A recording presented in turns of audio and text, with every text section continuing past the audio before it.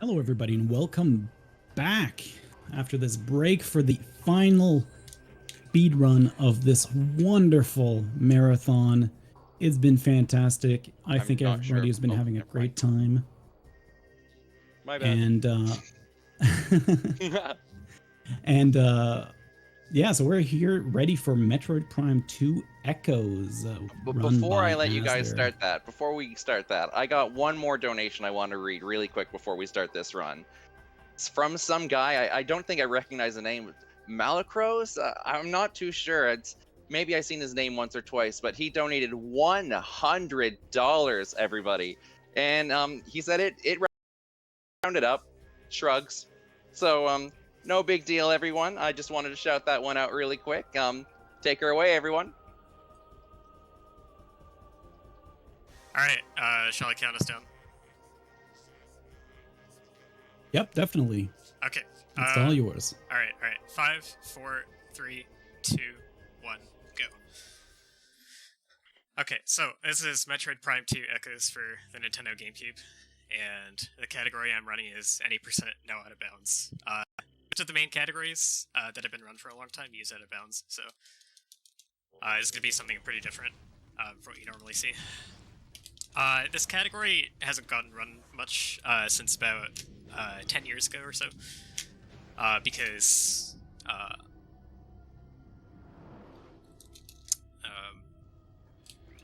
back when Speed Demos Archive was the main website that people did speedruns on and used as a community, they didn't allow out of bounds until about 2010. People didn't really understand how glitches in games worked quite as well back then, so out of bounds was kind of thought of more as cheating. So this category actually hasn't gotten run too much since out of bounds was unbanned, because out of bounds was able to break the game a lot more. One of the main differences that's going to affect the run a lot is there's a glitch that gets used in almost every category called item loss skip, and it does depend on out of bounds. So at the start of the game, I have bombs, boost ball, spider ball, and space jump. And these upgrades, I'm going to lose all of them within about a minute. So in regular any percent, there is an out of bounds you could use right in this room to actually... Need to get this guy out of the way. Oh my goodness. So there is an out of bounds that you can use to skip the item loss sequence that I'm about to hit right here. But in this rule set, there's no way to skip it. So I'm going to be losing all those upgrades after getting to use them for like 1 minute. So one of the main things this category does differently is it has a lot more emphasis on difficult combat situations. The upgrades that I'm going to lose here, I have to fight 4 different bosses to get them all back, and I'm not going to have those important movement items throughout a lot of the run until I do those boss fights. And the conditions that you have to fight those bosses on in the no out of bounds run are also with pretty bad equipment. So like any percent gets a lot more broken when you can just start the game with these 4 items straight away and not have to worry about even getting them or having to do tricks that let you get around the game without them.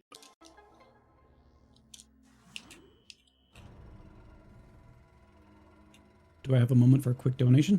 Actually no, there's one trick I need to explain here. Perfect, just let me know. So what most people do, I prefer to go by real time when I do runs, just because that's how most of the games that I run go.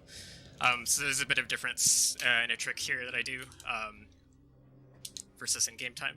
So what we do here is we jump onto this, we do a slip jump to get onto this crate. And what in game time runners do is they, it's kind of tough. What in game time runners do is they stand on this big crate and then they scan that panel and ride the crate during the cutscene to the top of the room here. What I'm going to do is I'm going to actually just use it to jump onto a few more boxes. This jump's actually pretty tough to do without speed. There we go. So normally people would scan the thing and ride the crate during the cutscene, but in real time it's actually a bit faster to just jump onto the gate there and then cross the bridge. Okay, you can go ahead now. All right. So we got a $15 donation from Panzer Dave saying $1 for each minute he went over. Panzer Dave getting randoed with his Legend of Zelda 1 randomizer. Unfortunately, went a little over time, but that's okay because we're still right on time right now. But there was also a message from Stryzer saying that we now have the final, quote-unquote final goal of 6,000. Let's see if we can reach that, and let's see if we can make Stryzer86 eat his words.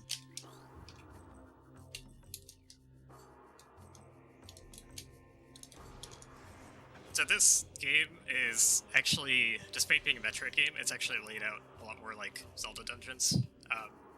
You start in the hub area called Temple Grounds, which is connected to the Great Temple up in the sky.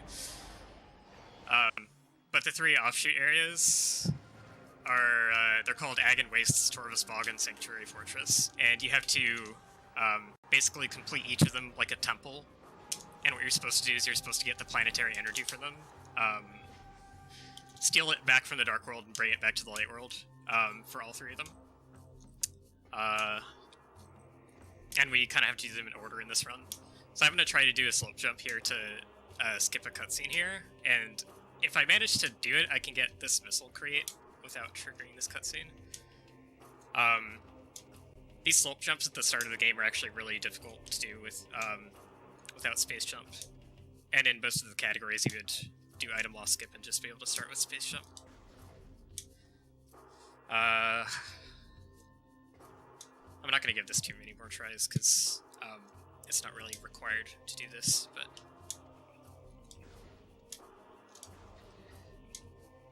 Okay, yeah, we're just going to launch the cutscene. So you can actually duplicate the missile launcher in this crate if you skip this cutscene, because after you watch it, even if you destroyed the crate, a second crate spawns with another missile launcher. The main reason I actually wanted to skip that cutscene, though, is that the cutscene also spawns an Emerald Translator Gate that is blocking a door the next time we visit this area, like an hour later. And if you skip the cutscene, that gate doesn't go up, and it saves a little bit of time not having to get rid of it. This room coming up, there's kind of a long sequence where you have to break this wall with you have to activate a cannon and then break this wall next to me with it, and then roll through a tunnel.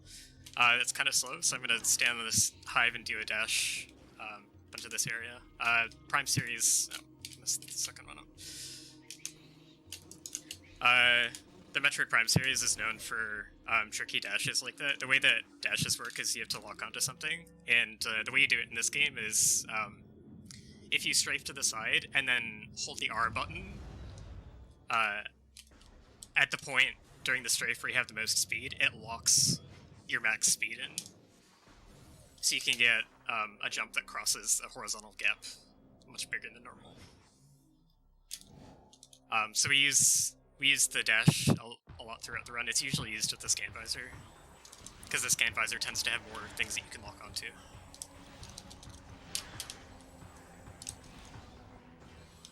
And I'm going to try to save a missile here, because I am going to need one to open a door in a little bit.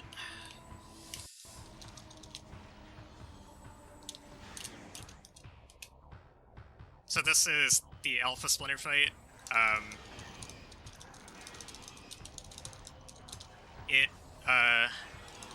After wailing on it a little bit, it gets possessed by one of the creatures from the Dark World called the Ing, which are kind of responsible for stealing the energy from the light world of this planet.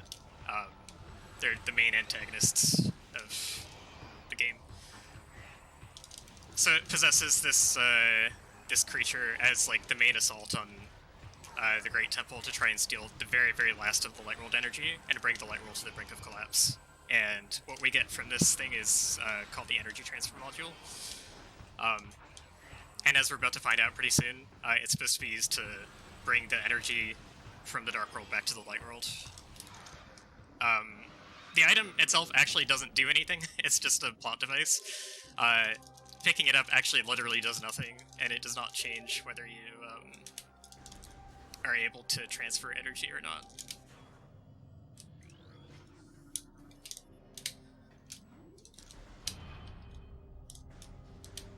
But what we are coming here for is we're going to talk to the last remaining Luminoth on this planet that's not in stasis. His name's Umos, and he's going to update our translator file to be able to read violet holograms. So there's 4 different colors of translators that we need to get around, and each color is kind of associated with a certain region, and it lets you unlock gates in that region. So now I can unlock violet gates, and I need to do that to get to the first temple, Agon.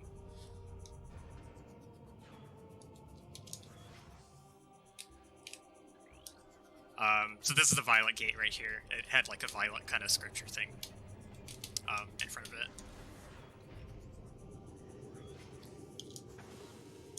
So basically, he's the one that tells you our planet is in peril. When this meteor hit from the sky, it split our world into a light world and a dark world.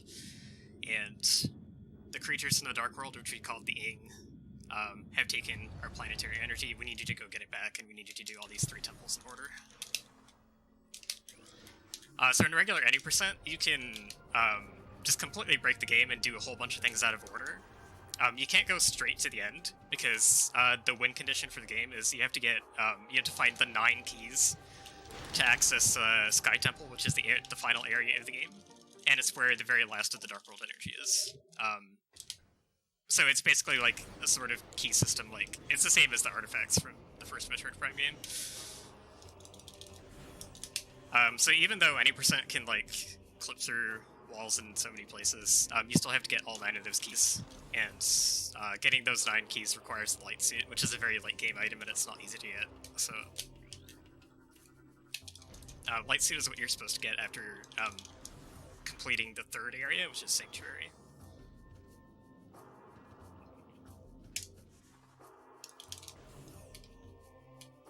So kind of the different thing about this run is that we just have to do the areas in order, and we have to get back the items that we lost. I almost scanned that hint there, that's a randomizer thing.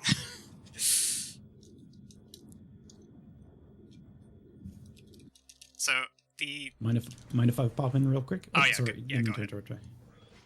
All right, so we got a few donations here. We had Polar Bear Bunny with a $10 donation saying "Runner is cute." So, good job on that one. And we have a $35 donation, $35 Canadian from Zeno. Zeno SRL saying Metroid Prime 2 is one of my favorite. Sorry, bleh. We have a full day in us. Metroid Prime 2 is one of our favorite FPS games. Just patiently waiting on Prime 4. LOL. Good luck on the run, and let's hit that 6K goal. By the way, someone told me Samus is a girl. Is that true? Kappa Kappa. Well, we don't really get to see that, whether that's true or not at the end, because I won't be picking enough items to get the extra cutscene at the end. So, we'll never know. So I'm getting into the first major area of the game, Agon. And the 3 different areas in the No Out of Bounds run specifically,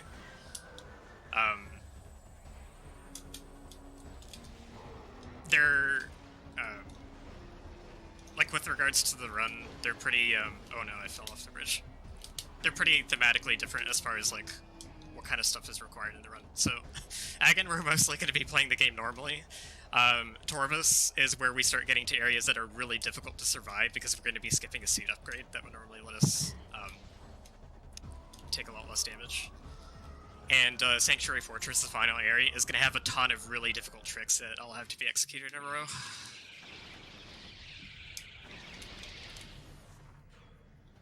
So first thing I'm doing is getting my bombs back. This is the Bomb Guardian. So the Ing, in a cutscene that I skipped earlier, they all attack Samus, and 6 of them take, a bunch of them take her, some of her items, and then they possess other creatures. So this creature is called a Sand Digger, but this particular one got possessed by the one that took my bombs, so this is Bomb Guardian.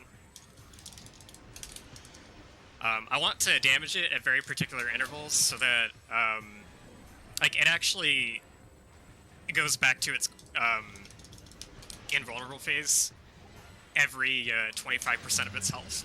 But if I could just barely avoid the first 25% threshold of damage and do one charge shot that takes it all the way to 50%, then I can skip first quarter and the third quarter interval that I would normally have to do extra phases on.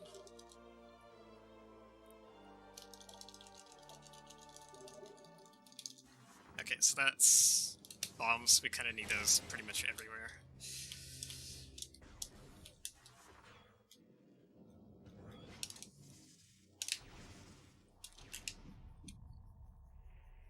So that Bomb Guardian was actually in a room called Agon Temple. Each of the 3 areas have a temple, and basically what you do in each area is you go to the temple, and then you go behind it to this room called the Energy Controller. It's got this big device in the middle, and this device is, in the game story, it's what's responsible for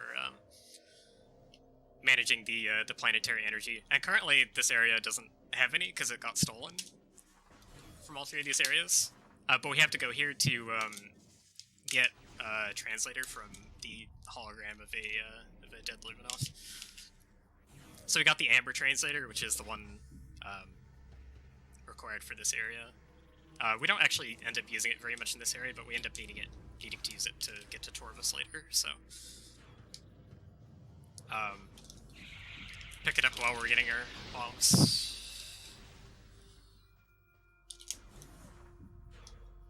And next thing I'm going to do is get Space Jump. We're going to be taking our first actual trip into the Dark World here. And I've been doing things pretty much in the intended order because you need out of bounds to do most of the sequence breaks in this game. Not all of them. We'll see a few of the cooler ones later. But there is actually a trick to... there's a certain route I'm supposed to take when I get to the Dark World here, or in this loop, and I'm actually going to go through this loop backwards. You're supposed to have Space Jump to go the back way. Space Jump gives you a double jump in the Metroid Prime games. I gotta kill these pirates first. These ones are purple now because they got possessed by Ing, which makes them stronger. The Ing have kind of a symbiotic relationship with the creatures they possess. So when an Ing possesses a creature, it usually has way more health and does way more damage. So it can get kind of scary. Sounds pretty incredible. The possibilities for Ing puns are pretty good in this game. So to actually activate this portal to the Dark World, I'm supposed to bomb these 3 things on the wall that like block the mirrors from reflecting the sun properly. But there's a trick I did to jump on the inside of the morph tunnel on that wall. You can actually stand on it and go straight to the 3rd block. And if you destroy the 3rd block, the game assumes that you did all the rest of it, so the puzzle completes.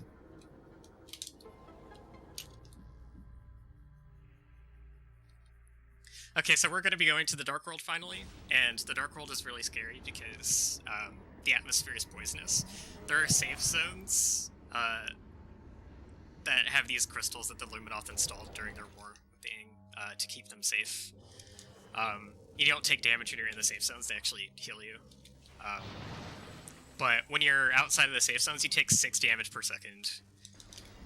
So you get a lot of like heat run aspect of this game, like in Super Metroid. So this bomb jump on morph is a little bit precise, and I'm using it to kind of go the back way to where Space Jump is because it's quicker than going forward through this loop. I think I should be laying the top bomb a bit earlier. There we go. Now, so I'm gonna stand on the blade pod in this room. Blade pod is like one of the ink containers that has drops in it. There we go. Okay, that jump is really precise. You're supposed to have Space Jump for it. And the amount of standable space on that blade pod is actually very deceptive. It's not really the same as what it graphically looks like. So I'm glad I got that first try, because you're taking constant damage through this. Okay, so I'm going to spend the next little while shooting at absolutely nothing, because the Aang that has stolen your space jump is a boss fight, and the hitbox for it is actually just active sitting in front of the statue, even though you can't see it. So I can actually damage it while the fight isn't going on, and then I can trigger the fight and kill it. It does a lot of warping and teleporting and putting up a shield during the fight, so it's faster to do it outside of the fight. Well, while you're shooting in that direction, mind if I shoot in a different direction? Yeah. We've got a $5 donation from Canadian Owl saying, "Yo, azder, good luck on the run. Save the animals." Oh, wait, wrong Metroid game. And then we got a $10 USD from Cheaty Face 4. So thanks, everybody. He might have been shooting into the void, but we are shooting towards the end of this marathon. We are approaching our final goal. We are less than $200 away from reaching 6,000. That would be incredible.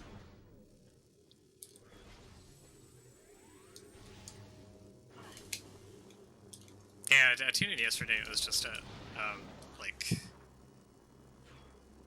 3,000 or so. So that's pretty crazy.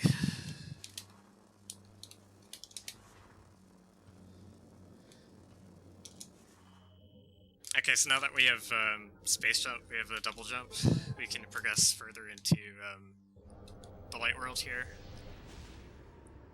The next things that we need to do in Agon are we need to get the dark beam and the light beam. And these open different doors. They also open different portals to the light world. So this portal that I just went through to the dark world has like a scannable terminal attached to it, and it's powered by other things, but a lot of the portals later in the game aren't powered by a machine, and they actually have to be shot with either the dark beam or the light beam for you to go through it. The dark beam and light beam also have an ammo system, so they come with 50 shots each. Charged shot takes 5 ammo, and because of basically the ammo system is there to balance out the fact that the beams are really, really powerful. Especially because the dark beam does double damage to... In general, the dark beam does double damage to light world creatures, and the light beam does double damage to dark world creatures. But a lot of the different fights that we do are in the light world against light world enemies, like these space pirates. So like once I get the dark beam, it's actually just going to completely destroy simple space pirate fights like this very quickly. Well, both, so both of those beams are just very good. And they're required to basically get anywhere without out of bounds.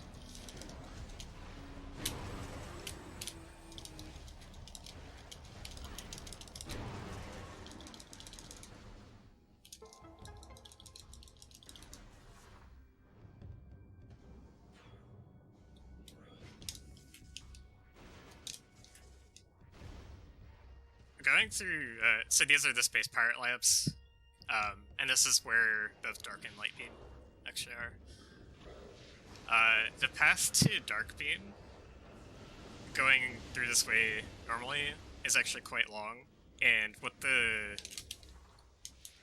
out of bounds category is able to do is like basically walk underneath the map, just transitioning between the rooms, and pretty much able to beeline where Dark Beam is without having to go the long way around this loop.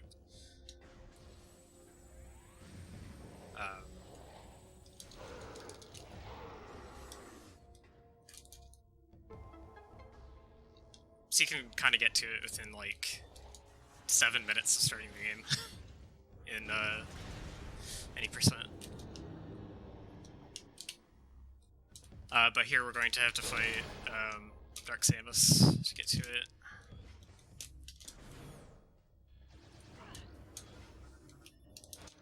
So you can actually scan that panel. You're not supposed to be able to scan it from outside the room. But if you step through the door of that little alcove for just a second, the game thinks you're in it and it gives you the ability to scan that panel that opens the blast door. And it doesn't, it kind of forgets to take it away from you when you go into the other room.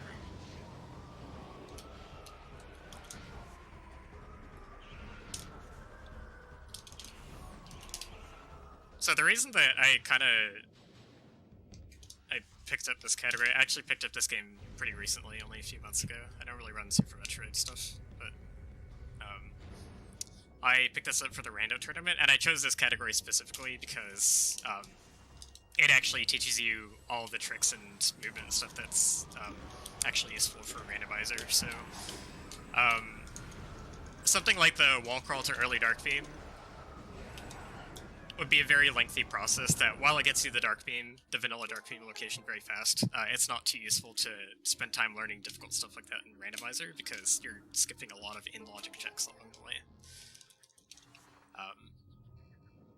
And getting your important items for like the first half of the game is very important. So, because I specifically picked this up for rando tourney, I chose a category that not too many people ran, and actually ended up getting a couple of the better, like already established veteran runners to run it as well, which is pretty cool. I had to do a fair bit of research to figure out what the best strats for it were, because it hadn't been something that was explored for a long time.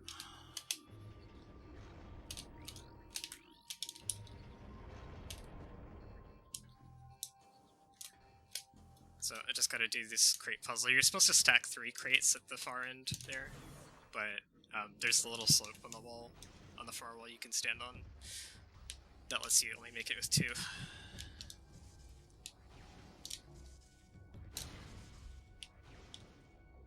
This laser maze is a little annoying, but if you don't have boost ball to speed it up, there's not much you can do to make that early cycle.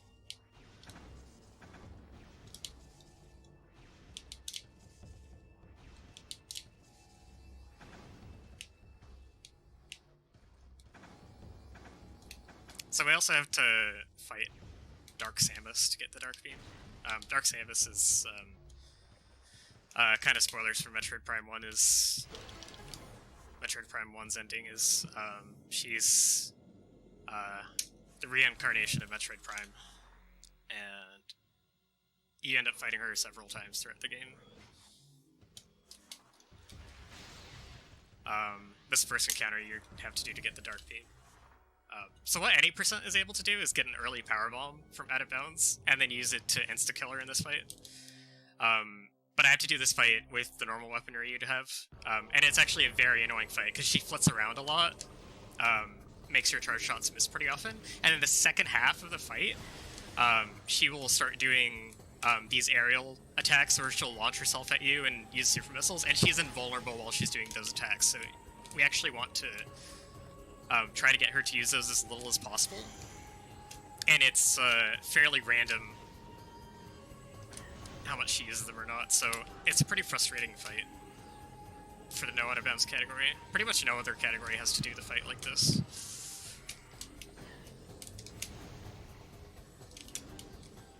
Okay, so she's in the second phase now. What I'm going to do in this phase is I'm going to start actually shooting missiles in her general direction, because she has a shield she puts up where she preemptively blocks missiles. And if I get her to put up her shield, that means she's not doing an aerial attack, so I'm more likely to be able to hit her. Yeah, so that's her super missile attack. I can't shoot her when she's in the air like that. So that's what I don't want to see. I'm unfortunately out of missiles now, so I don't have any more ways to influence what she can do. So I kind of just have to hope at this point. Oh my goodness.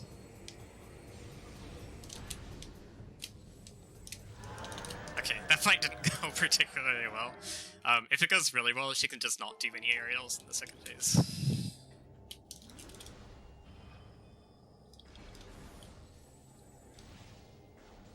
And so this is where we get Dark Beam.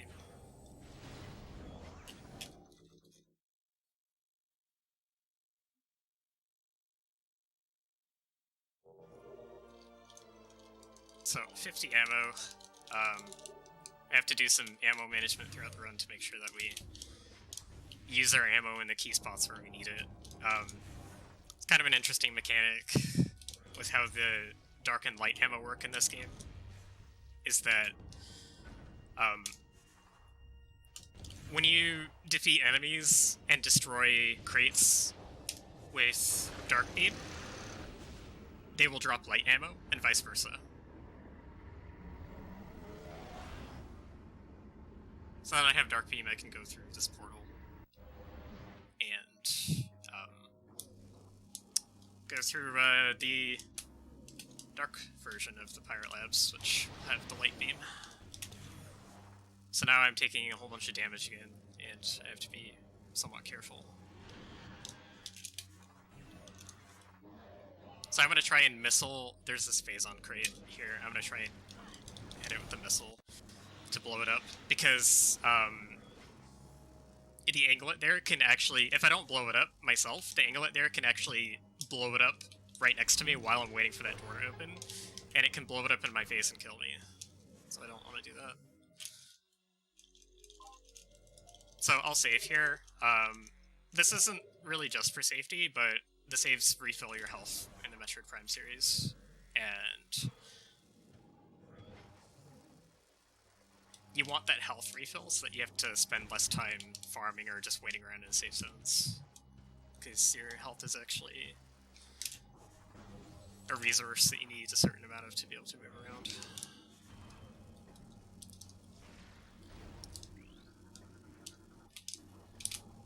This room is called Phazon Site. I dislike this room because it's just annoying to move through, but you have to scan these 3 posts to unlock the door, and you have to get close enough to them. Otherwise, you'll just get a message on your scan saying you aren't close enough and there's too much interference. You have to move closer to them. I'm gonna do a dash here to get across without having to platform. That one scares me a lot because you're taking dark roll damage, and you have to kind of bend it forward to be able to make it across. Bending dashes are weird because you have to do the kind of directional influence input for it before you hit the R button, because once you hit the R button, your direction is actually locked in too. So we got light beam, and it actually reloads the next room because it changes the room state, so I'm waiting a few extra seconds for this room to load.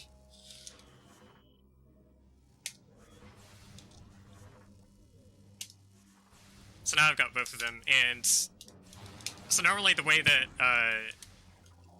the areas go is we've been to Agon Temple Light World and gotten the translator from behind it. What you're then supposed to do is find 3 keys in the Dark World to unlock the dark version of the temple, and then fight the main boss in there, so that you can get the Dark World energy back and transfer it back to the Light World.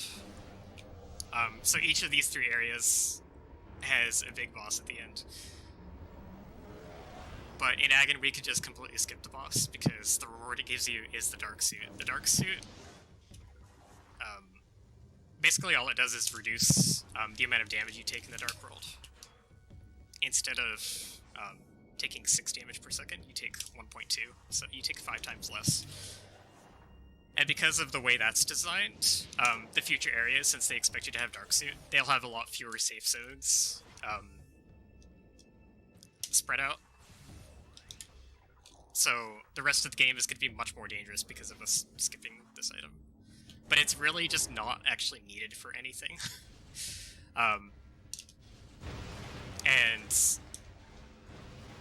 fighting the boss here would require us to collect 3 keys. One of the keys takes a long time to get because you have to fight like a mini boss battle for it. And here I'm doing a dash to get this beam ammo expansion a bit faster. These beam ammo expansions actually give you an additional 50, which doubles our beam ammo at this point. One of the future bosses we have to fight requires a pretty ridiculous amount of beam ammo, so doubling our amount is actually really important here. I'm not going to pick up any other ones because the main ammo sink is just that one boss upcoming in the future. But,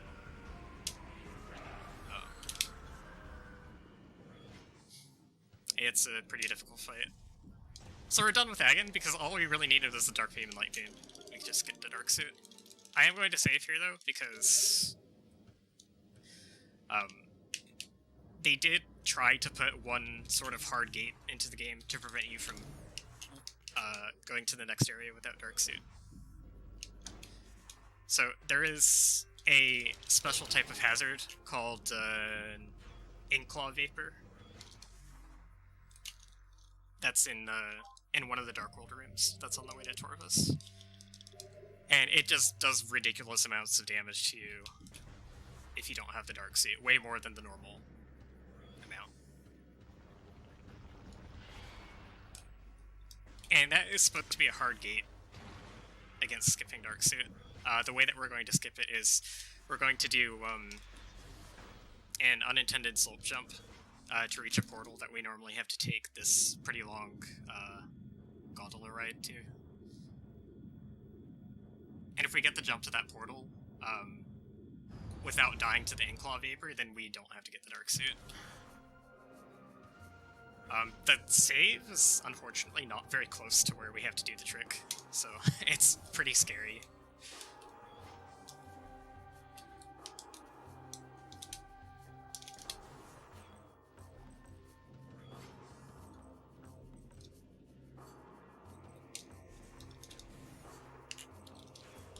I'm gonna shoot this block with the light beam, because I need that open for much later.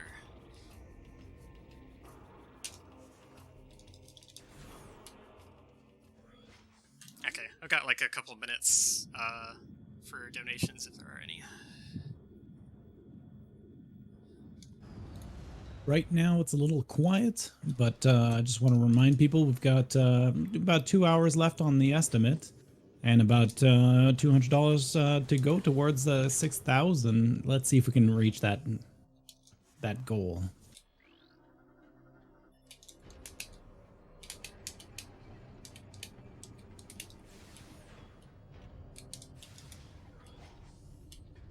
Okay, so we just basically gone back to the hub area, and we're cutting through Great Temple. Great Temple has 3 different elevators that are supposed to take you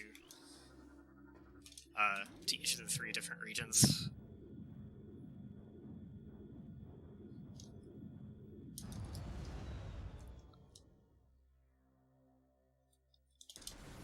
So now we're going to Torvus Bog, the second region. This is a region that has the main boss of this region is called Cheka, and it's the one that has the incredibly intense ammo drain. It is the hardest fight in the game to do optimally, in my opinion.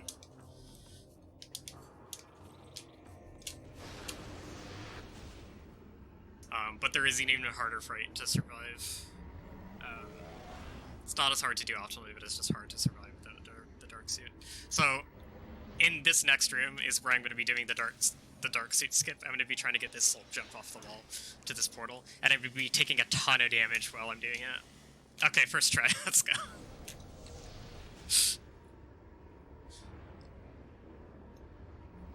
You get basically 2 or 3 tries at that. And if you don't make it up there, then you die. I haven't talked too much about how slope jumps work. They're not really an intended mechanic. The level design doesn't... Oh wow, this thing is actually... This pirate is completely in my way. Hello? I've never had it be like that firmly in my way before. It's a hashtag just marathon things. That has literally never happened before. Oh my goodness. That pirate could have killed me. Okay, wow. Just doing some jumps here to skip some of the blocks you'd normally move with the lightning, because they take a long time to move into position.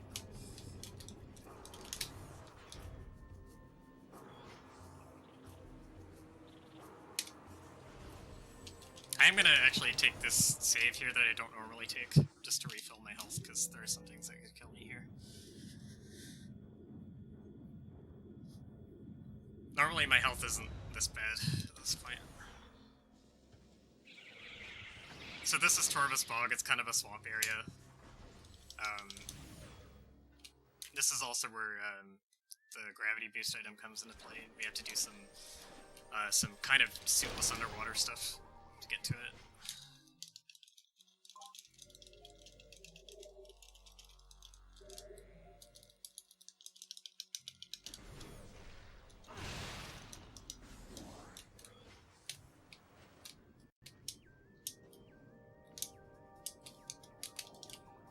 But yeah, so slope jump. Actually, I should probably explain bomb space jumps, BSJs. So I'm going to be doing a trick here in the next room.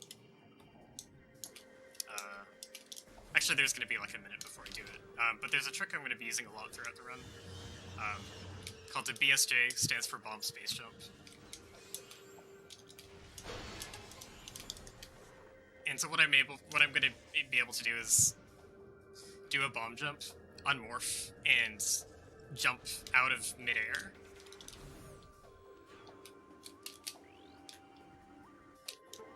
I'm just opening this gate for later.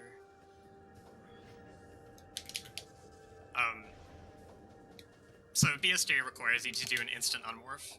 An instant unmorph happens when the camera is obstructed such a way that it can't show Samus's morph animation, so it just skips it.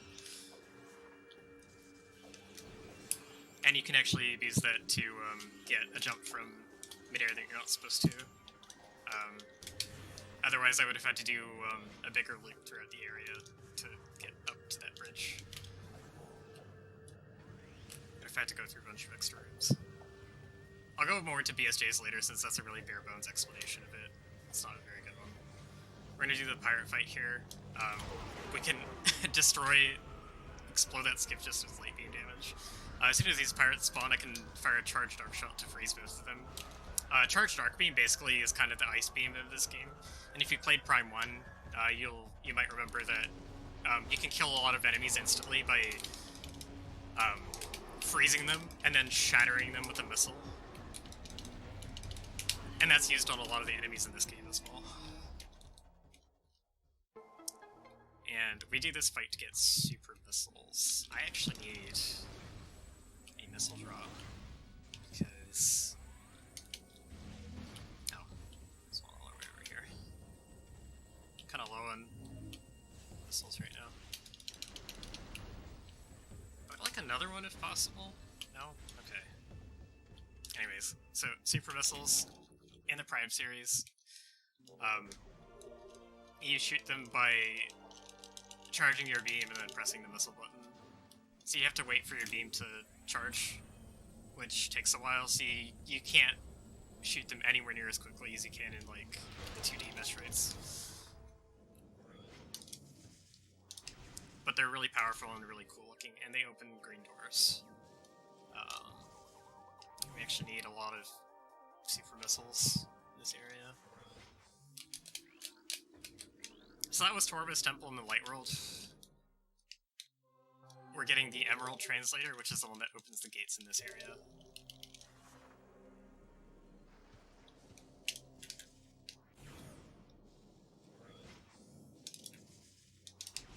And then the deal is we have to go to the Dark World and find the 3 keys for the Dark Torvus Temple, fight the main boss there, which is Chica, and then we're supposed to return the energy, which we actually don't need to return the energy for this temple either, but we need the item that the boss has, so we actually do have to fight the big baddie here. So this E-Tank is really important. Oh, I don't have ammo for... Alright. This is why my missile count was a problem. I need 5 missiles for that green door, and I've only got 4.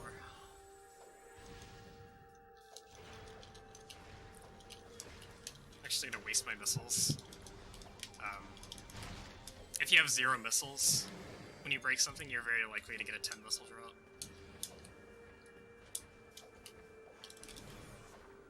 Echoes is generally pretty nice about that.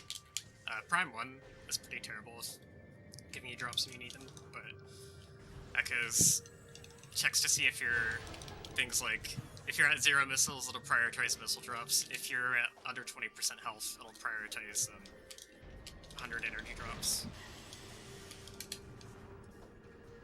If you're at 0 power bombs, it'll prioritize power bomb drops. Every time I super missile a door, I actually pull out the scan visor. So normally, when you super missile, there's a 2-second cooldown before you can use your beam again at all. And pulling out the scan visor actually gets rid of that cooldown, so it's a little bit faster. Alright, this room. This is Lower Torvus, and it's got the Bridstar Red Tower theme from the original game. So there are these 3 locks that you have to scan in this room to get to the bottom of the area, which actually has the gravity boost to be able to move properly underwater. You're supposed to do this whole big puzzle in this area. You have to go through a bunch of interconnecting rooms doing slow underwater stuff, but I'm doing a trick here called Underwater Dash to get to these ledges without actually having to go through the rooms that they're attached to. So an Underwater Dash lets you keep max speed for your whole jump underwater. You have to press R and B on the same frame to do it. It's kind of tricky. And when you do your space jump, you have to make sure that you do not bump into anything or hit your head on the plate above. That's the reason that these are so difficult, is you have to time the second jump pretty well. And if you try and do it too high, you hit your head on the ceiling and you lose all your speed. If you try and do the second jump too low, then you've gone past the cooldown timer for space jump and you can't jump again. So we just unlocked this bottom area of Lower Torvus that is going to let us get gravity without basically having to do any of the intended underwater stuff in it.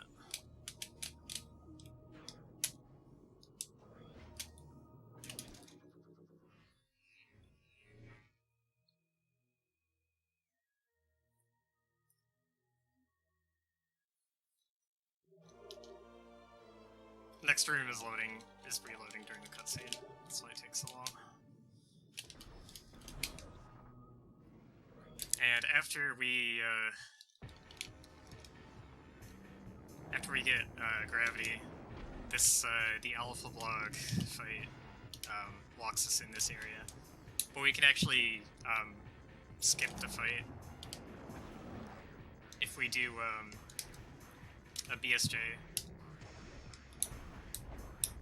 We do this to use the gravity boost to reach a platform that is supposed to be too high for us to reach during the fight.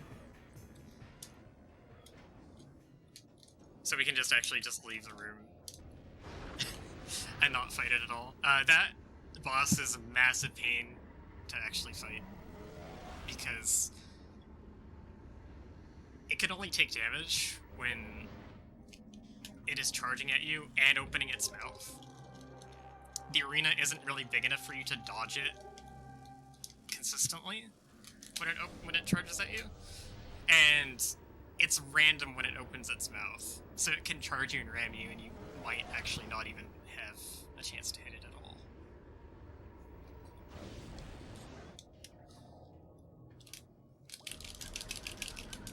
So we're just popping in there for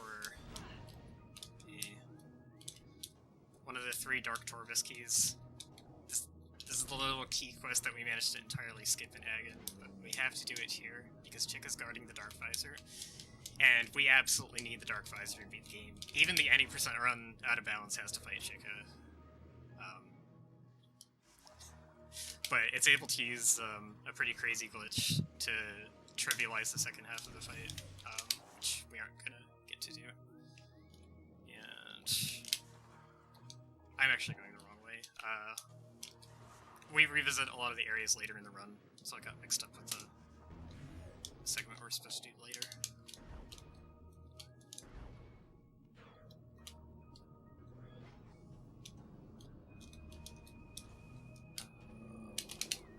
And it's really easy to get turned around in this room because it's basically like it has 3 points of symmetry.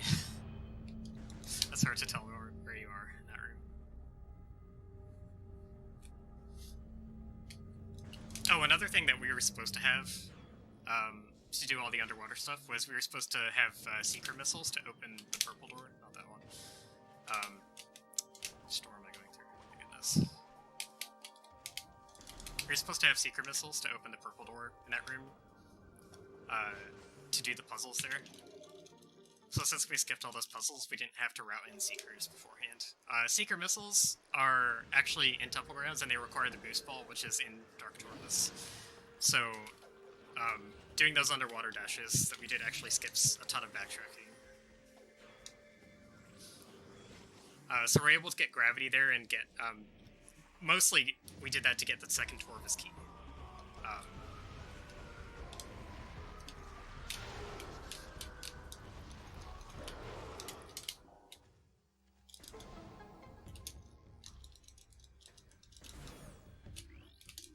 That was the most convenient time to get the second Tortoise key. So now we're going to go to Boost Ball. We're not even going to worry about getting Seeker Missiles at all until after we're done Tortoise, because that just routes much better.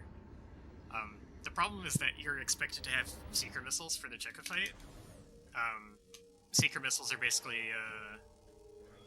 Oh, there's a tricky BSJ I want to do in this room. The enemies here are really annoying, so... If I don't get this, like, first try, I'll abandon it. There we go. That one's a little bit precarious. Actually, I'll talk about Seeker Missiles a bit more later, because coming up here, we have the hardest boss in the entire run. This boss, we're about to fight the Boost Guardian, and if you played this game casually, it was one of, like, the kind of the main reasons people quit playing. It has phases where it's invulnerable for a very long time,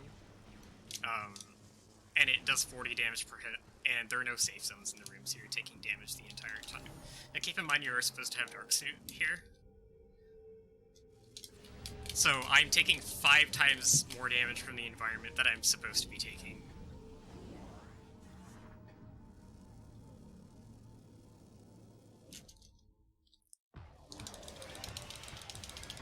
So he's going to go into like a black puddle.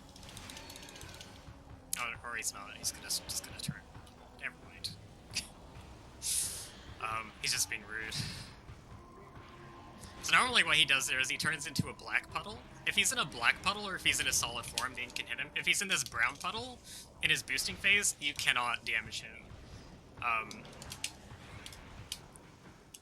What you're supposed to do when he's in this phase is he boosts around the room a bunch of times, and you have to wait for him to turn into a brown puddle again.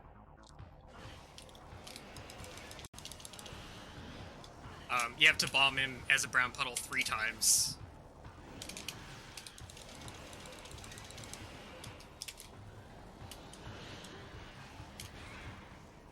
And then when he's in solid form, or he's in the black puddle, you want to try and do as much damage to him as you can with the light beam. There is a lot of randomness to this fight as well. What has been going well so far is that... oh, he hit me. That sucks. What has been going well is that he actually broke 2 of the corner pillars. And these corner pillars drop 100 health each time. It's also really important that he breaks at least one of them because they get other enemies to spawn in the room, and they're basically the only way we can get health drops during the fight, is if other enemies are able to spawn. Okay, so I want to actually prioritize getting this health. Okay.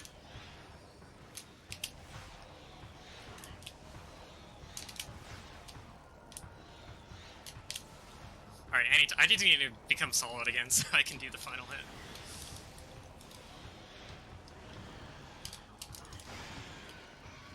Okay. That was incredibly dicey.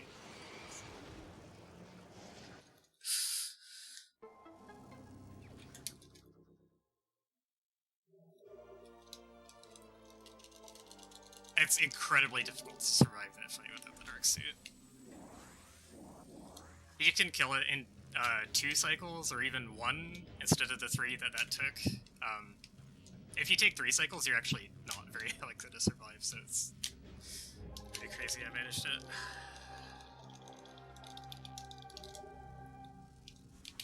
Oops.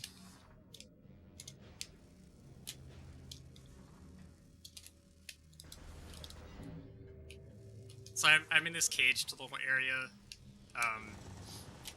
and the way to actually open this cage to get outside is back in the light world, and I don't want to have to go back to the light world, so I'm gonna try to do a pretty difficult BSJ. There we go, first try. To get over the fence there.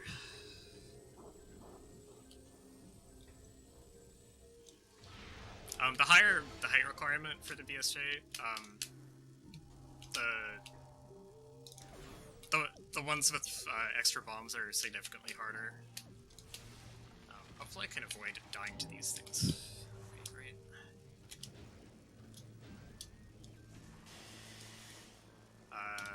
Because of the way the trick works, which I still haven't gotten a chance to explain properly. But basically, the higher the height that you're doing the bomb jumps, that's I missed that dash. That's a pretty annoying dash to do, so I'm gonna try to do the backup. You can stand on this plant, do a precise space jump to reach the key. There you go.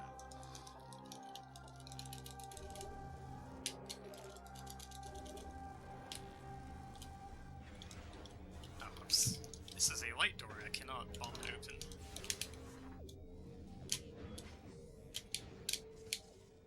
So now that I have all 3 of the keys, I can go fight Chica. Chica is the hardest fight in the game to optimize. It's not the hardest to survive, but it's the hardest one to do well.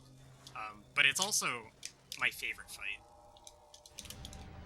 But before we get into it, I'm gonna get this energy tank to refill my health because I'm dying. And then I'm going to pop into the ammo station that's also attached to this room, just because you need so much ammo for this to do this fight properly that it's actually worth going to this extra room and watching this cutscene and stuff.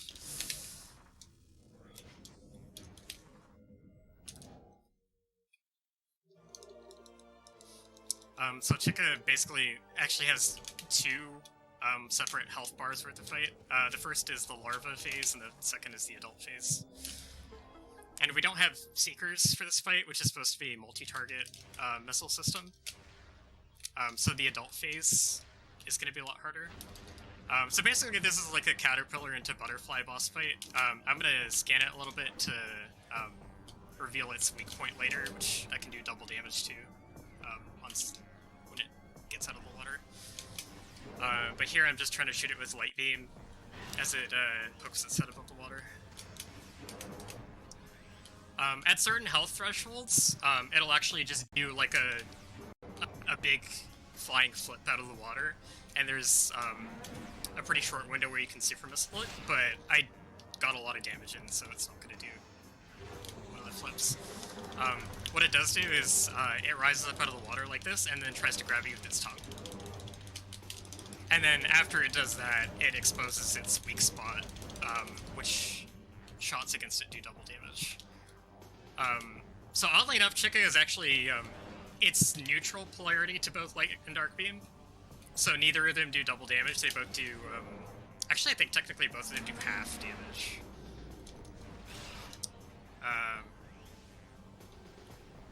So I want to use light beam for this phase because it requires hitting a small target for like a brief amount of time with a large area of effect burst.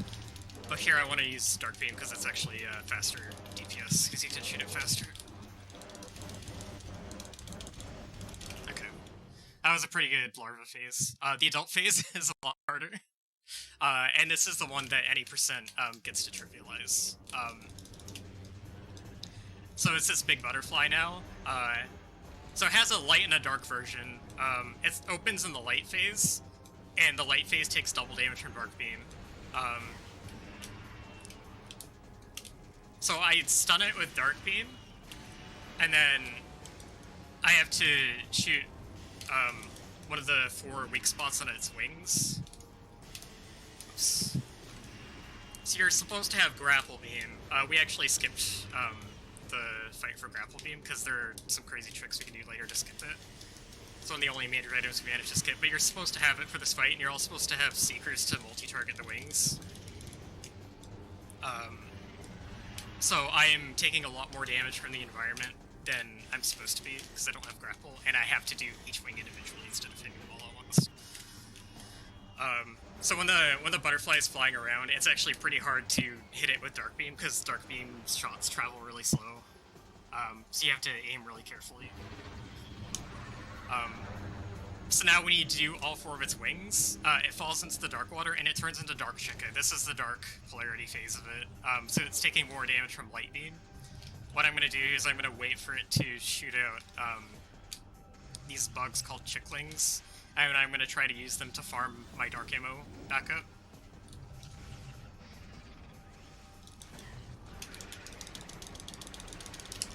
Because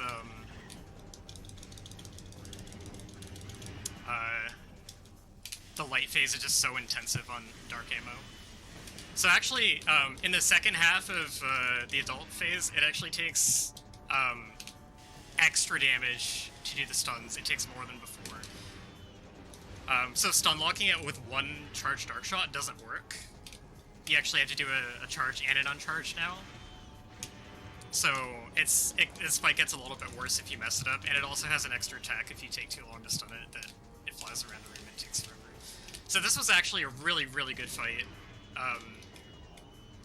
Because if you miss those Dark Beam shots and you don't stun it right away, it starts flitting around and it gets really, really hard to hit. And it makes it take way longer. You generally burn through a lot more dark ammo trying to stun it, and it just becomes awful when you run out of ammo. So this fight was really good.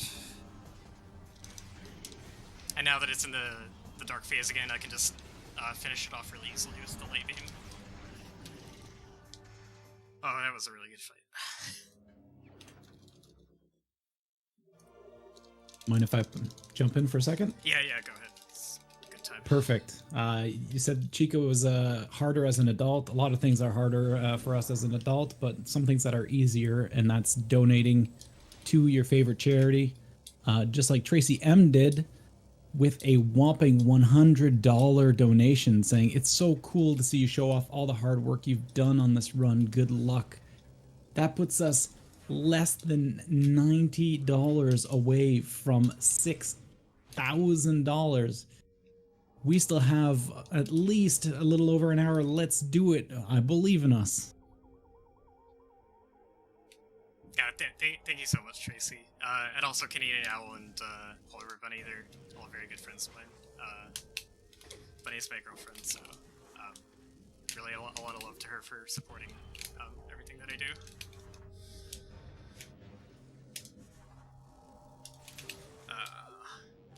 So we're supposed to get the energy from the back of the temple, but we don't actually technically need it for anything. The only thing we need is the energy from the third area. It's just that we physically actually need the Dark Visor that the boss drops. So that was the reason for doing the fight. So you have to go into the bomb slot behind the temple, and you just have to activate it once and then twice to make it think that you already returned the energy. So all you have to do to be able to get out is just reload the temple. It just assumes that you have taken the energy when you actually haven't.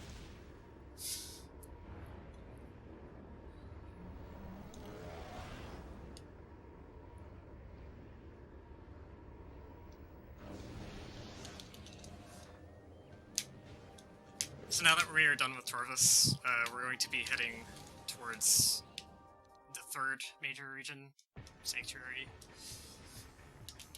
And Sanctuary is the area that has all of the hard attacks in it back to back. We've done kind of the hardest boss fights at this point.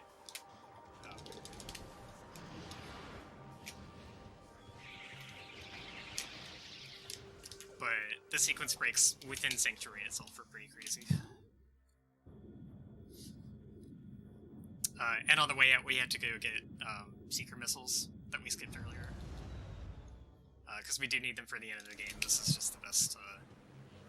Actually, we need them to get into Sanctuary at all. And know what it bounds, so. A little bit important.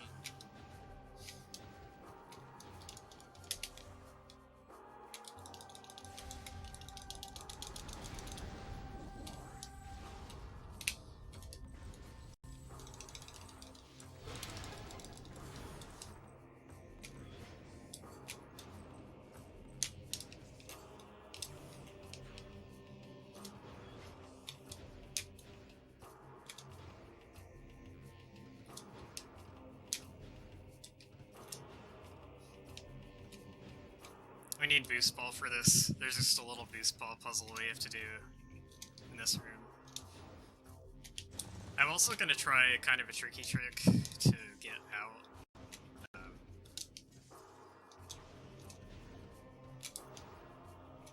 So this tunnel I'm going through is going to spit me out into the room in the exact center of the world. This is called the Hall of Honored Dead. And this room in the Dark World is actually where the end of the game is.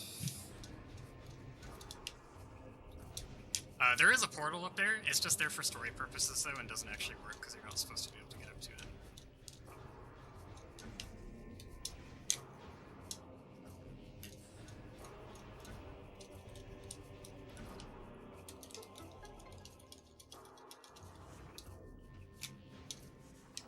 Seriously, seekers to get out of the room. But it costs 5 missiles to use, and you have to go through another super door if you go that way, and it's slightly slower than the place I want to do, so I'm going to try at least a couple times to... Yo, let's go. So I just did an instant morph back into the tunnel that I got in, which is not intended. It's fairly precise. So basically, you have to have the camera in an exact spot where it's obstructed to the point where the game can't play the morph or unmorph animation. Is this the right? Yeah, this is the right way.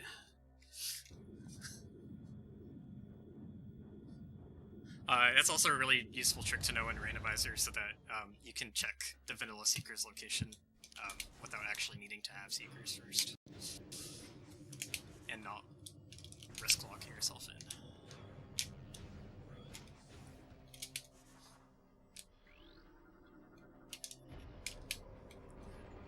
So now the last elevator that's connected to the Great Tunnel. I'm gonna save here because there's actually a fight at the start of Sanctuary that can do a lot of damage. But yeah, so this elevator is actually the one that we first got to the Great Temple with at the start of the game. And it actually requires the mid-game items. It requires both Dark Visor and Secret Launcher to get through it backwards. So the game actually locks you out of this area entirely. You get to this area in like the first 5 minutes of the game, and the game locks you out of it until much later. I can turn on the Dark Visor. I haven't really explained the Dark Visor.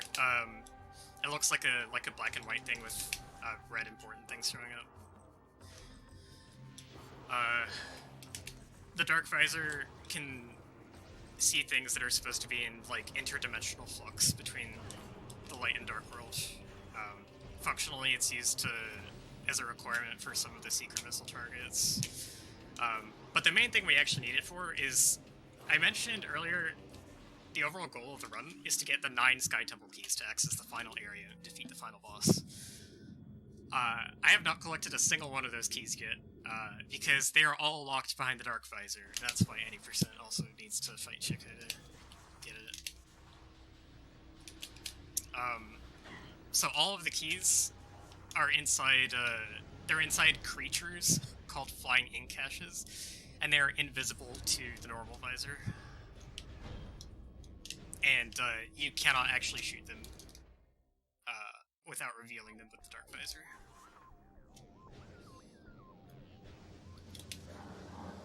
Okay, so there's a firefight on this bridge. There's 6 pirate commandos. We saw these guys briefly in Torvus, but that fight was very fast because you can just freeze them and missile them. But there's 6 of them here. They become more dangerous in numbers.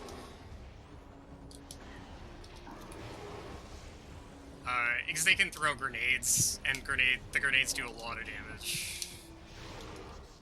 This fight's actually a bit scary. I also need to make sure that I have at least 5 missiles after that fight, because there's a seeker door, or there's a seeker lock after this. Hopefully the seekers don't miss. There's a lot of people in the Echoes community, actually the Prime series community in general, make fun of seeker missiles because they have a pretty nasty habit of not actually hitting their targets, which can cause you to have to refill. So there's this quad. It's a robot that the Luminoth made. There's a lot of them in this area, and if it cooperates, you can get a jump off of its kneecap there. It's pretty tough to get it without it knocking you off, and if you do that, you can actually skip having to fight it. So I'm gonna do another BSJ here, using the obstructed camera from the instant unmorph.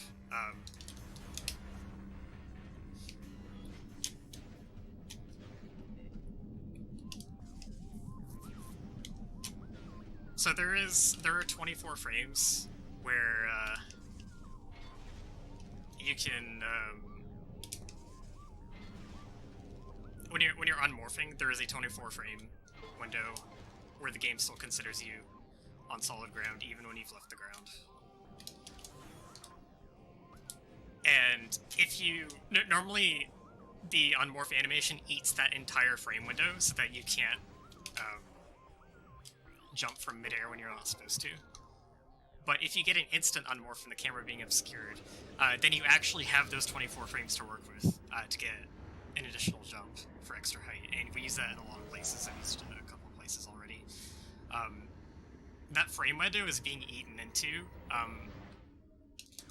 the higher that you try and get your bomb jumps to work. So if you try and do it with like a 3 bomb jump, which we call a 3 BSJ, that's much harder, because you're spending most of those 24 frames actually getting 3 bombs worth of height, so you only have like maybe 3 to 5 or whatever handful of frames to actually execute it. So the higher you're trying to go, the lower the frame window for it is. So I don't have grapple beam, which you're supposed to have for this room,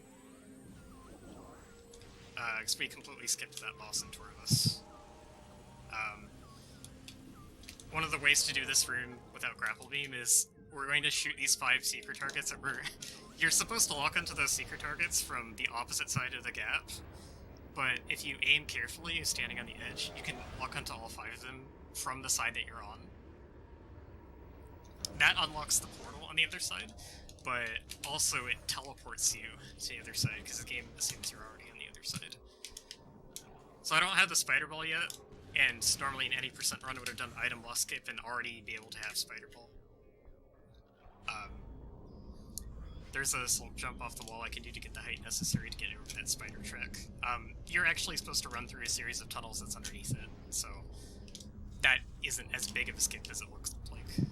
You are actually supposed to go through that route, just a different way. Oops.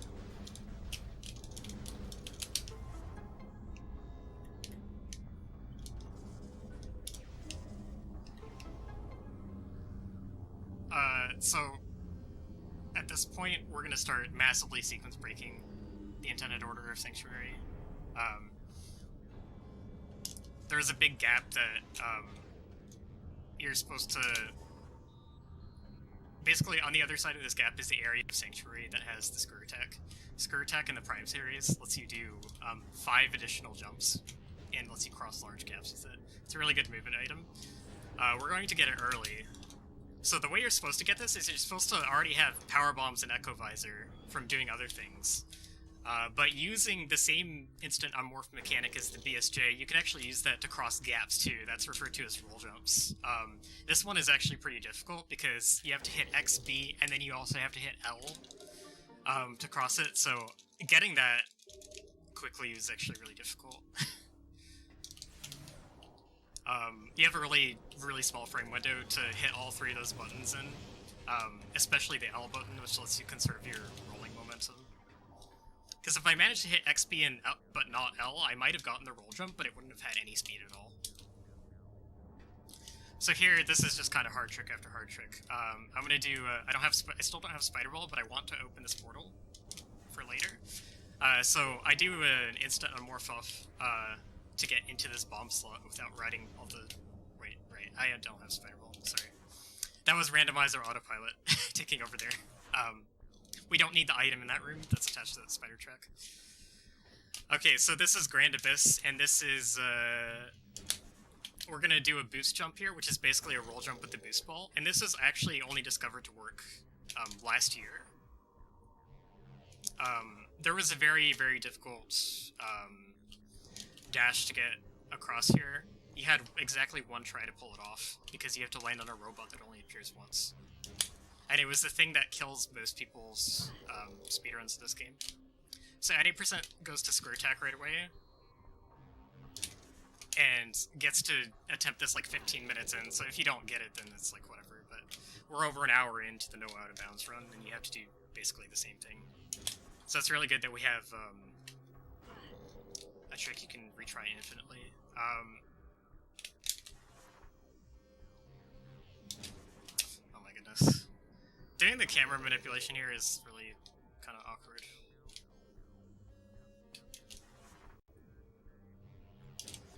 Well, do you have a quick moment for an encouraging donation? Sure. All right. Well, we got a $10 donation. Unfortunately, I just minimized my screen. Oh, there it is. We got a $10 donation from Polar Bear Bunny. It says, I love you, Azder. Oh, Cat face. Oh, you too. Okay, that might not have had enough speed. It didn't have enough speed, okay. So what we're doing with the roll jumps and the boost jumps is we're trying to hit the terminal fall trigger on the other side at a point where it makes the game think it should spawn us in the opposite ledge.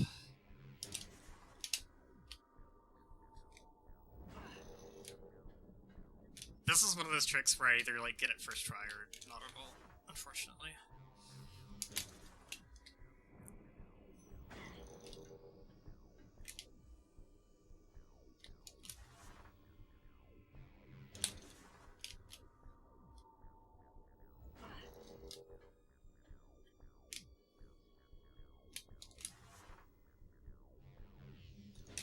But yeah, even though what I'm doing looks really dumb, it's not that hard.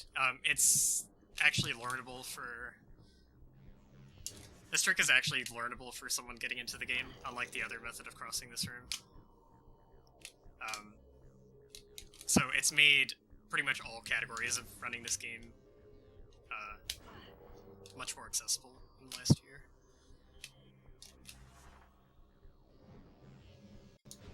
Oh my goodness.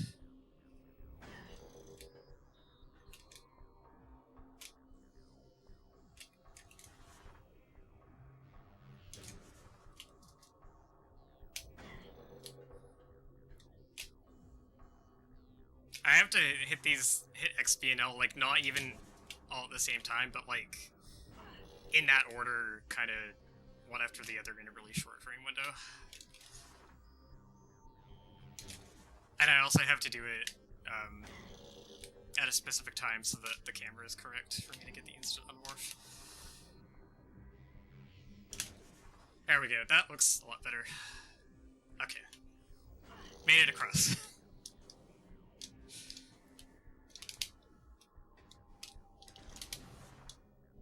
Okay, this room, the vault, actually has a screw attack in it. this requires a really precise dash to reach. Oh, that looks good. Oh, nice. Okay, I got it first try. That dash is really hard. You need a really, really good one to get across. The way you're supposed to do this room is really slow and involves the portal that's right here. And you have to go into it, grapple across, and then get to the other side to get in range of these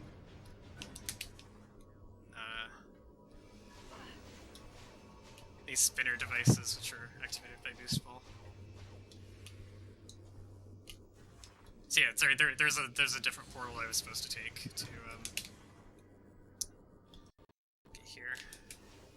I'm gonna dash off this respite to hit another terminal fault trigger that spawns. What? Wow. That dash was actually so good that I missed the terminal fault trigger. What?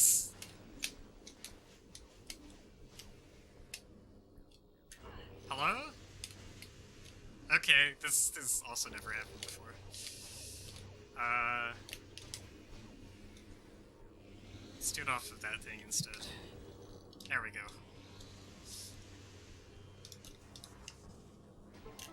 Oh my god. That was new. Okay, so we have Screw Attack way earlier than we're supposed to. Screw Attack is one of the last items that we're supposed to pick up in this area, and we're getting it first.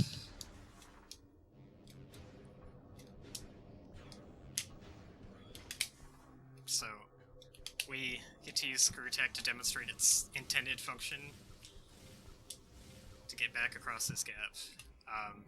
But then we're just going to start breaking the rest of the sequence of this area by just having Screw Attack already.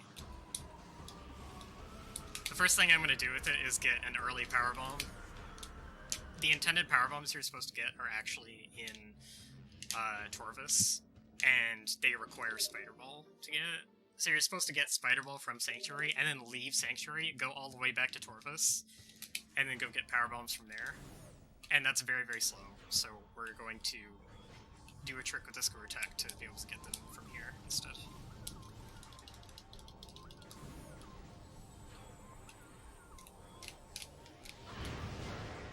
So there's this big puzzle in this particular room that is supposed to, oops. You're supposed to powerbomb a piece of glass, go through, like, 4 different portals in this area, which the animation for that's very slow. We're supposed to use Spider Ball to get to the final part of this room. Oops. But you can actually Screw Attack into that tunnel as well.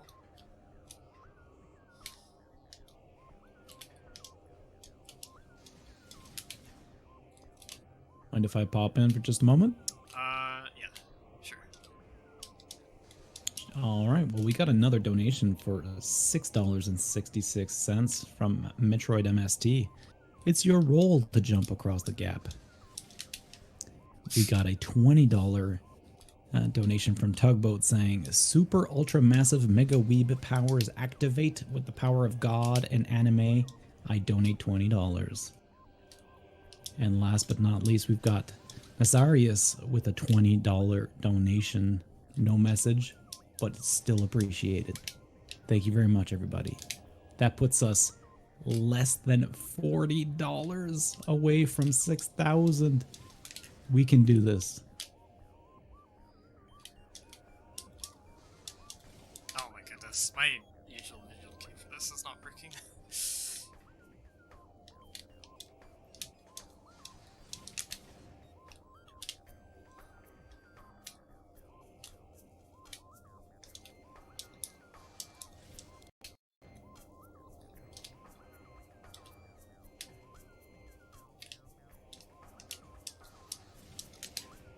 I swear I have to relearn the positioning for this trick every single day. There we go.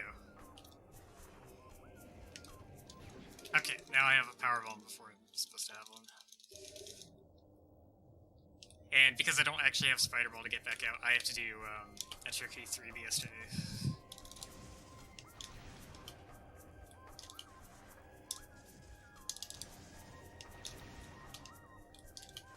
Timing window to get a jump out of a 3 BSJ is way, way tighter than just with one bomb.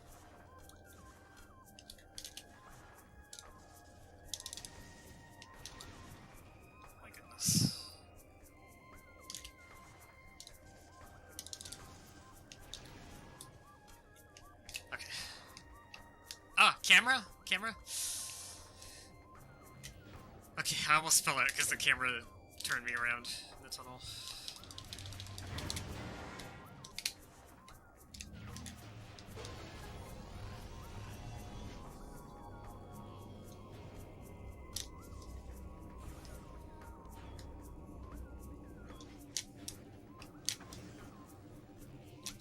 Okay, so now that I have a singular power bomb to work with that I have to keep on refilling, we can work our way through the rest of this area. So the intended sequence is Spider Ball, and then leave and go back to Torvus to get power bombs, and then come back and get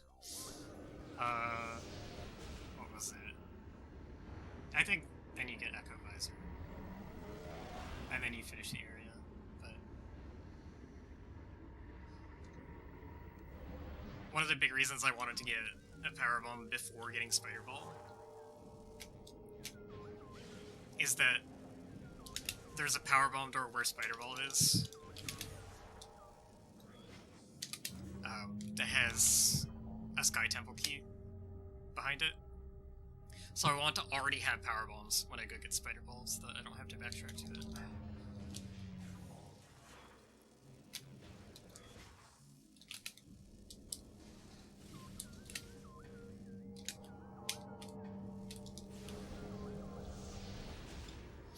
Also, Echo Visor is really silly because it's literally only needed for one thing, and that's to get to the boss of this area.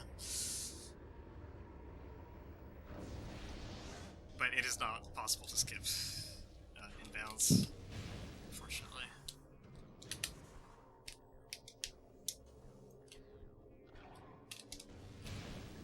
Okay, I need to make sure I actually get a power bomb drop here. Oops, this elevator.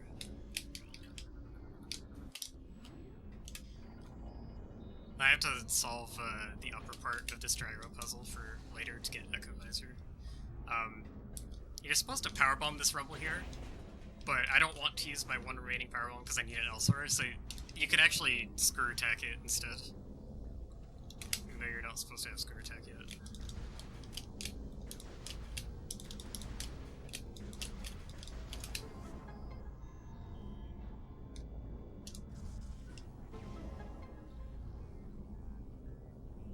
Next room, I'm going to use Dark Visor Secret Locks to open the cannon so that I can actually use the cannon in here to insta-kill the enemy in this room. It's a very annoying enemy, otherwise. I didn't... What? Why did that not hit? Seekers? Seekers? Oh my goodness. So this quad is like the one before, except it's super annoying because it's the only one where we have to kill its body parts in a specific order. Because the head infinitely respawns. Usually I prefer killing the head first, but the head infinitely respawns in that room if you kill it first.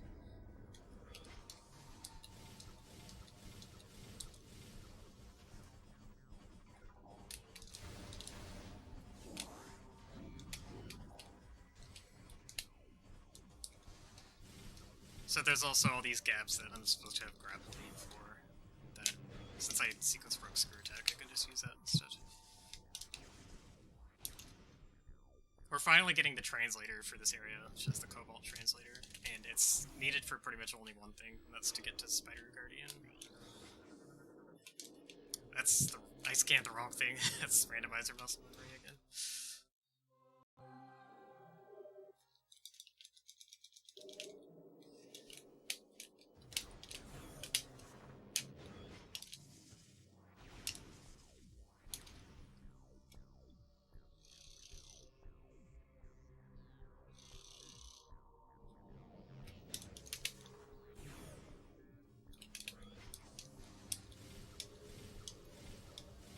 So yeah, again, after we get all the major items we need in this area, we're supposed to find the three keys to the temple here in the Dark World. but there is actually a trick inbounds you can do to skip the keys in this area, and it's actually pathetically easy. It's almost like they weren't even trying very hard to get it. Okay, but we've got the Spider Guardian fight. This is an enemy called a Pillbug that we've seen in Morph Ball tunnels, and it's possessed by the Ing that stole the Spider Ball. Oops. So this is basically just a puzzle boss where you have to damage it to power a Morph Ball slot, and then you have to hit the Morph Ball slot to enrage it so that it collides, and you enrage it, and the Morph Ball slot also opens a gate so that its circuit collides with these energy coils, and that's the only way to actually damage it. Oh my goodness. This second phase of it is the worst. It's so hard to get up on the left side, which is where you want to be.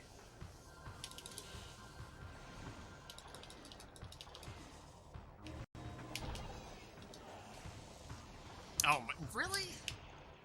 That bomb bounce is really rude. That's just the game's physics being dumb.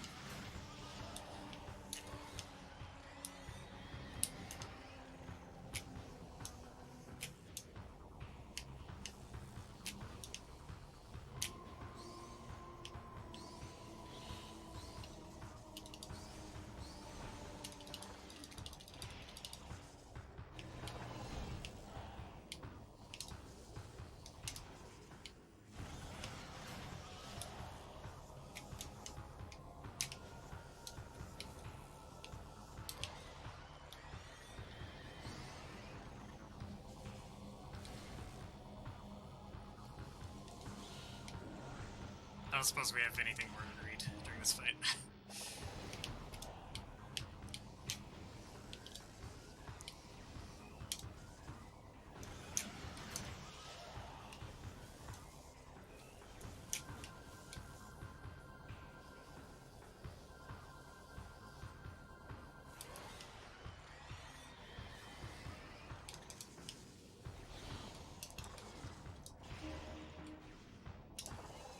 Oh, did I trap it? Okay, good, I didn't trap it. In this last part of the fight, there are up to 3 bomb slots that you have to do for each phase. First you have to do 1, then the first 2, and then all 3.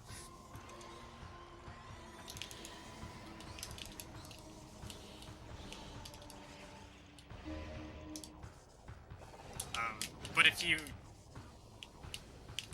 do a bomb slot at the wrong time, and it closes one of the gates on its path, then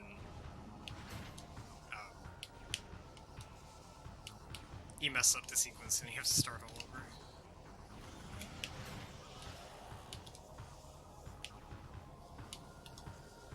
Okay, this last one will kill it.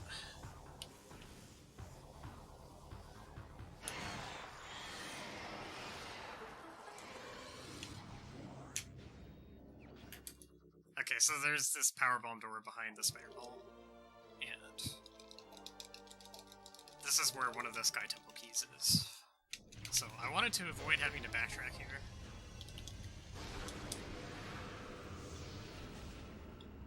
So the 9 Sky Temple keys, they're all in the Dark World. If you go to the end of the game where you're supposed to turn them in, you get some kind of vague clues on where to find them.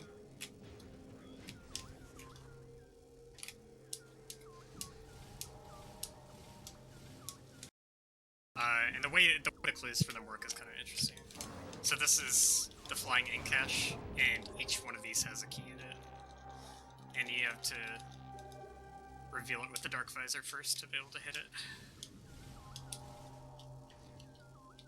Also, I'm still taking a lot of damage because I still don't have a suit upgrade.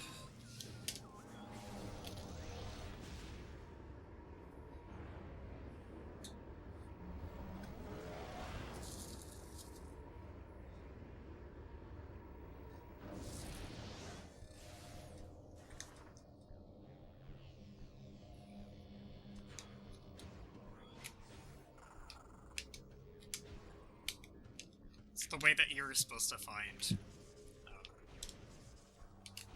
where the keys are.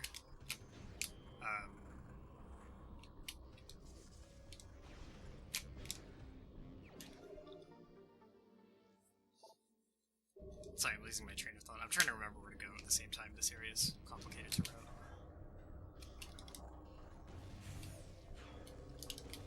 Actually, I can talk about that another time.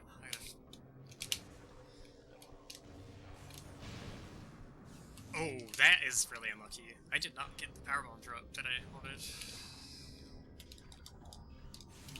There's actually no good place to get one if you missed that one. I have 0, so there's an 80% chance that I was supposed to get a PD drop there because of having 0, and I still didn't get it. So that's really unlucky. I have to reload the room and go kill those enemies again. There are also some rooms, for whatever reason, I don't know why they did this, but there are some rooms where they made it so that the first enemy that you kill in it never drops anything. You have to kill at least 2 enemies to start dropping stuff. So I have to kill both of these drones for 1 singular chance at a drop. So that was really annoying that I didn't get that one.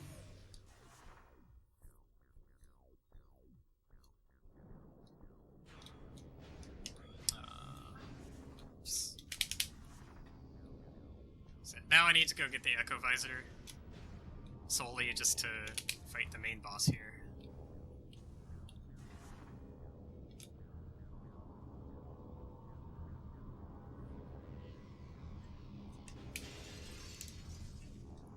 So this is Dark Samus 2, and it's a fight that you don't see very often outside of like 100%.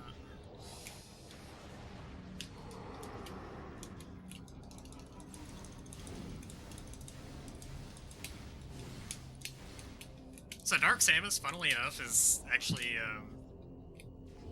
a Light World enemy.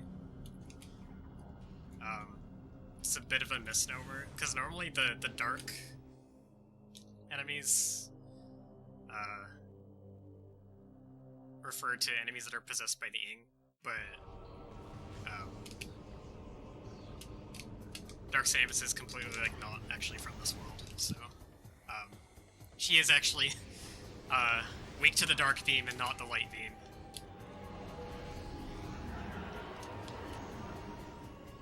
So Dark Beam is doing a ton of damage to her. If I can get a charge shot off to where all the particles of the shot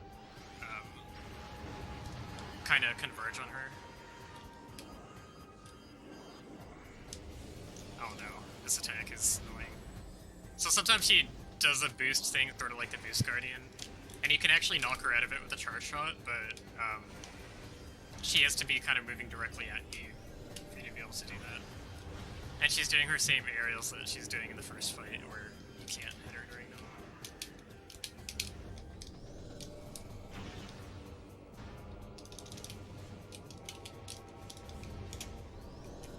She should be dead. Literally 1 shot left. Alright.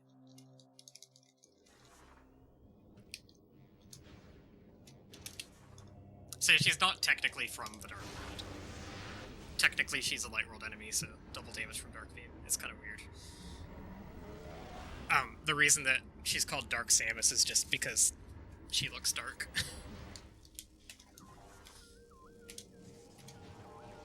Oops.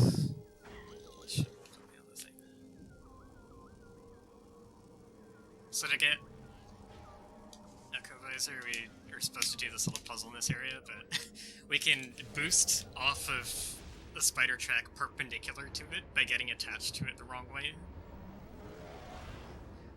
Really cool trick to just skip the rest of this puzzle. But you know which puzzle we can't skip? What's that? Announcing this donation from Tugboat for $33.26 US. We were discussing how it's a crime that the Prime games haven't been brought over to the Switch. It was suggested that somebody should pay the debt. The fine should probably be about $33.26. So he says, okay, then I'll pay the fine. We can have Prime Trilogy already. Also, 6,000. Hype. Yo. We've made it. Well, thanks for taking the fine for the team.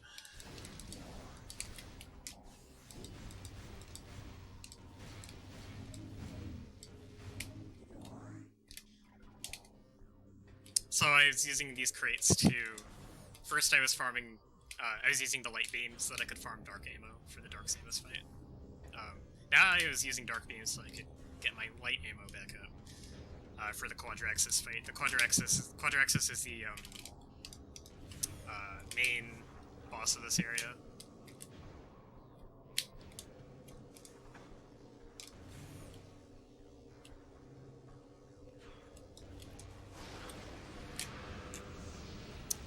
We don't need the item that's directly on it, but we do need to return the energy to the final temple.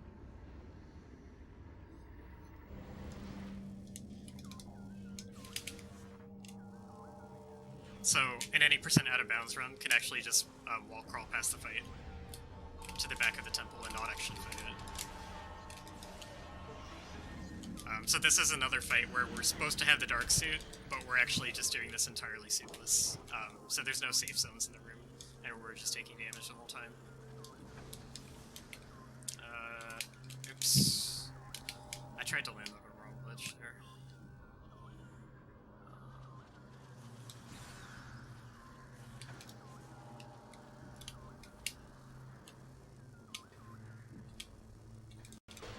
So I'm going to take the save just in case the fight goes really wrong.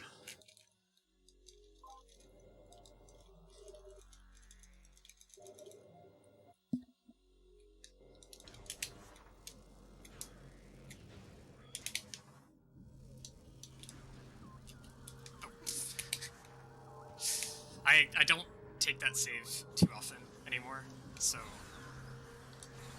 this was kind of like I tried to do two different types of movement at once, kind of thing. I tried to move in two different directions at once. This gyro is also super annoying to navigate. That's the wrong way. There we go. Okay, so we can do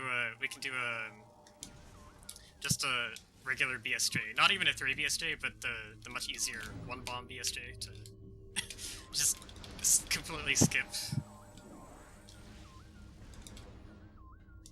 the gate that's normally requiring the keys in this area.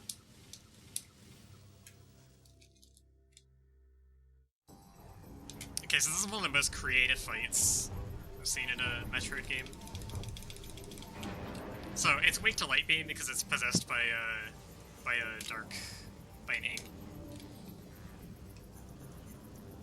The way the first phase of the fight goes is it has these 4. Oh, that's a lot of damage. Well, it's got these 4 kneecaps. They become vulnerable during brief set intervals. So I want to destroy each of them during the moments that they're vulnerable. They become vulnerable in a certain order.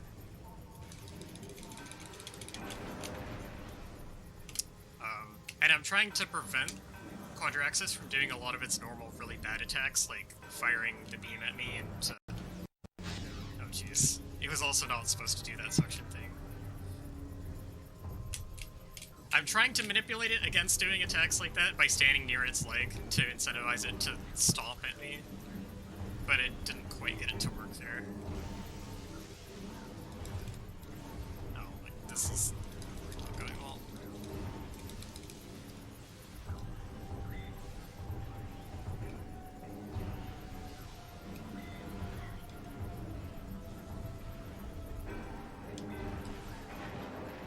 Okay, drops, please.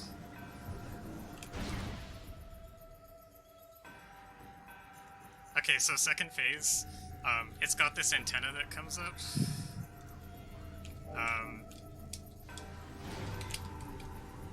And it stuns the head. When the head is stunned, I can use the Echo Visor to lock onto its antennae. There's 3 antennae I have to hit on the head. You don't actually need Echo Visor to, oh, I have like no light ammo left. I might not survive this fight. I have to use, missiles and supers now.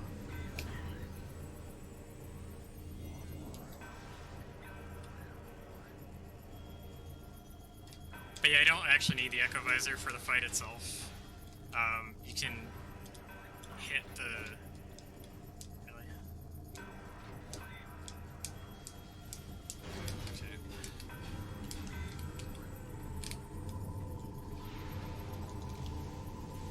That didn't hit, did it? Oh my goodness. Please. Drops? Where did the drops go? Did it even drop things?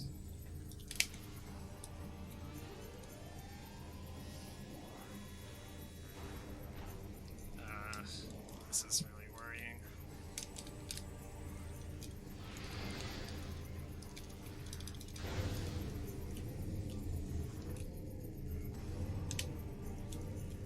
So in the final phase, you have to stun the head and then use the legs to boost off the spider tracks up to where it is.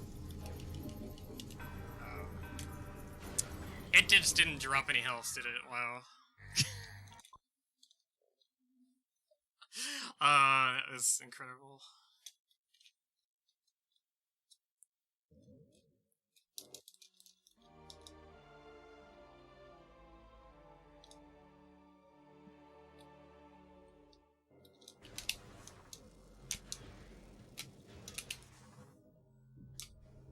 I want to say that we received another $6 donation from Polar Bear Bunny saying smiley face, giving us a nice 6006 palindromic number.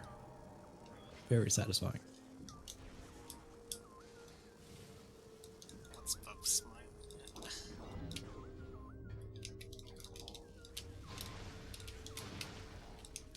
Okay. Can I get some more light ammo, please? Because I kind of ran out during the fight. So I got really bad drops, and he also did some attacks I really didn't want him to do.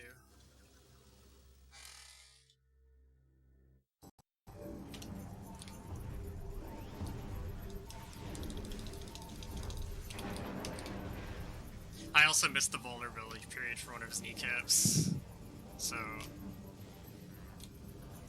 that was one reason that the first phase went way worse than it should have.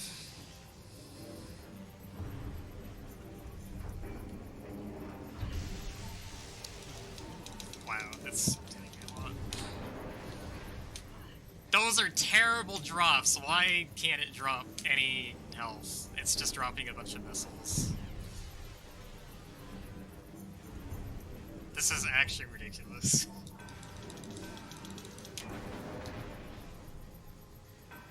That's still a lot more missile drops than I wanted.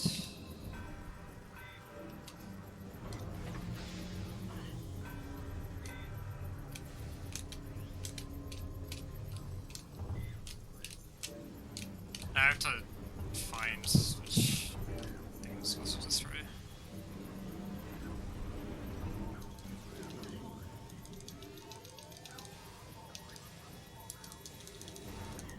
Oh, this is going even worse than the last fight.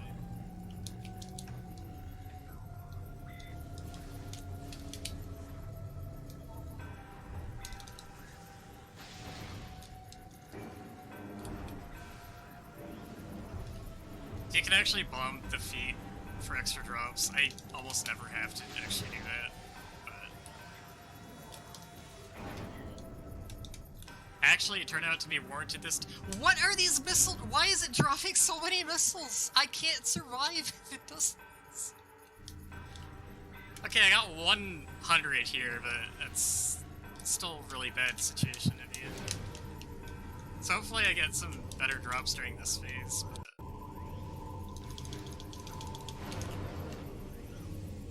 Please. Okay, that was much better. I think we're gonna be okay now. Thank you.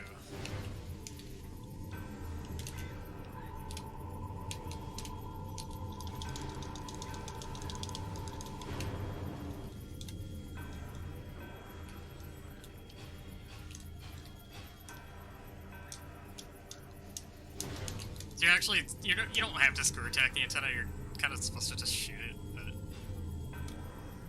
screw attacking it is faster and looks way cooler.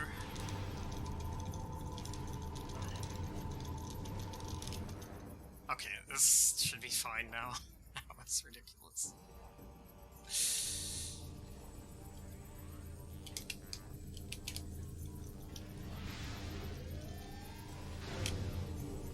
I get my drops. Okay. One of the annoying things about the very blast phase is you have to figure out which direction it decides to fly after you stun it, so that you can spider up the correct leg. And usually it's kind of deceptive. It'll kind of juke one way and then start going the other way.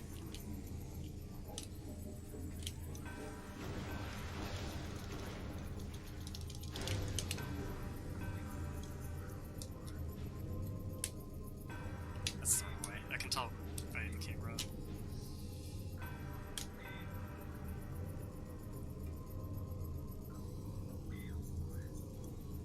So again, I'm taking 5 times more damage from the environment than I'm supposed to here. And it's actually pretty catastrophic if you miss one of the boosts onto the head. It's pretty hard to tell exactly where it needs to be when you boost off. Okay, that was Quadraxis. The third area's main boss. And now I just have to survive the trip to the energy controller to get the planet's energy. So this is actually the only area where you really need to actually take the energy from the Dark World and bring it back to the Light World.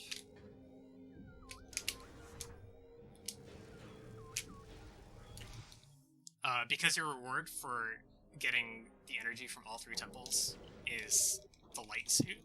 The Light Suit's the second suit upgrade you're supposed to have, and it completely nullifies Dark World damage. Which will be good for the back half of the run.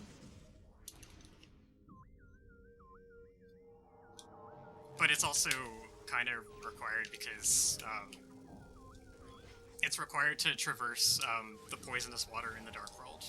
Like, you literally cannot swim through it without the Light Suit. And it's required for, like, 5 of the Sky Temple keys.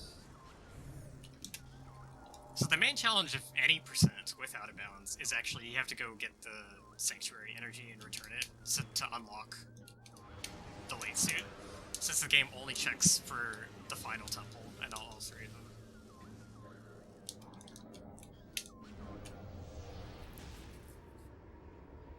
But you also need the Dark Visor to beat the game, which is from the main boss of Torvis. So you sort of need to accomplish major things in 2 of the game areas.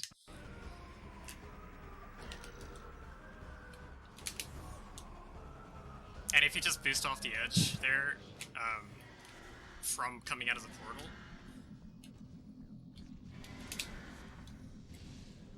for whatever reason, the game's terminal fall thinks it should spawn you up on the far door. I think the terminal fall trigger, like the place where it thinks it should respawn you after you fall,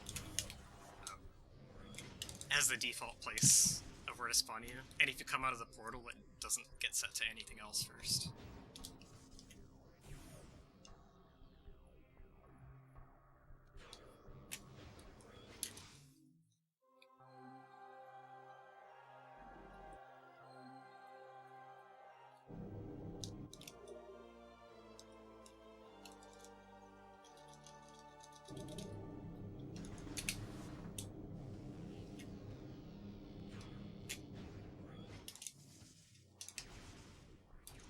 So I've restored the energy of Sanctuary Temple, and now the game thinks they've restored all 3 of them. So I have to go back to the main energy controller, where our buddy Yuvos is, and he will give me the light suit as a reward. It's not really like he's withholding it, though. It's the story reason for you getting it at this point is because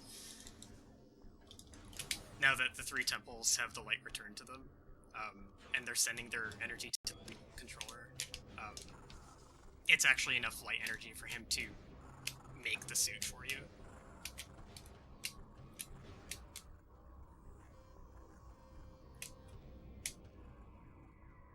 And I'm just using this area as a little shortcut to get out.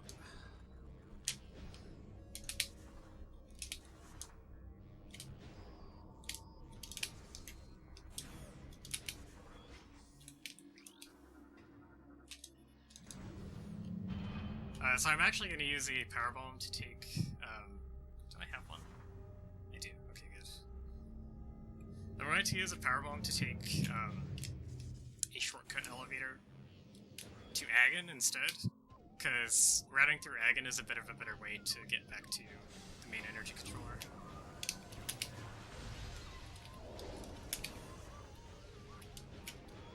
So in addition to the 3 elevators that are the regular entrances to each of the 3 regions, there's also 3 side elevators that go between them. And they're all supposed to be locked by like a late game item that you're not supposed to have until you can access the region normally. So the elevators that the side elevators that connect to Sanctuary are locked by power bombs, and the side elevators that connect to Torvus are locked by Seekers.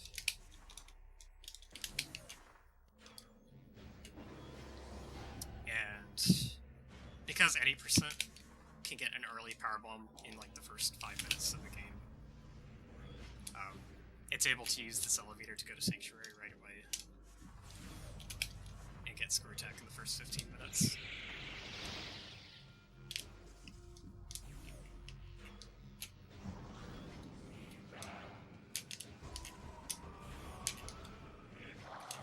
I want to take a quick moment to greet Crubblestar and Crubblestar's viewers. Thank you for the raid. Much appreciated. As you can see, we've not only reached our goal, but we've surpassed it. And you know what? There's still time.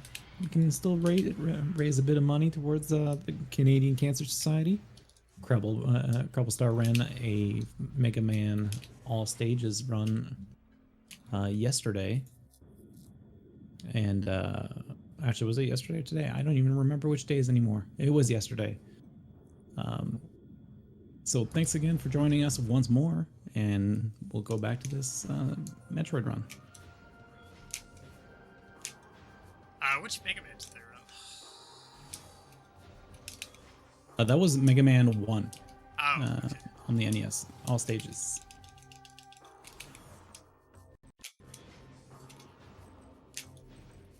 And if I recall correctly, I believe I saw them in a previous Game Over Cancer play Mega Man. Was it Mega Man 1 on a Guitar Hero guitar?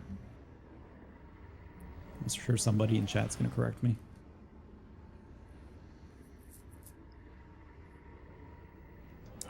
So, before getting all the way to Light Suit, I'm actually going to take a pit stop here to actually get another Sky Temple key. So the distribution of the 9 Sky Temple keys you have to get, there's 2 in each of the 3 major regions. The remaining 3 are actually in the Dark World of the Hub area, which is called the Sky Temple Grounds. The hub area is actually kind of split into 3 sort of sectors as well, which each have the elevator that connects to their respective region.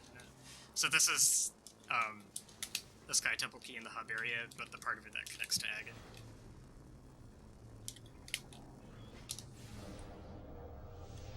I'm just doing some screw attacks while waiting for the room to load, because you actually take less Dark World damage when you're in the screw attack pose for some reason.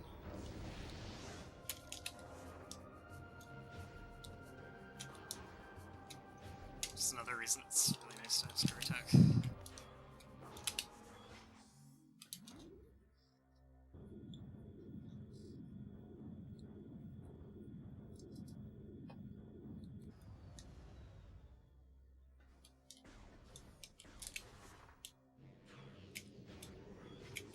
So yeah, we've done all like the main things in the game, beat all the big bosses and stuff, but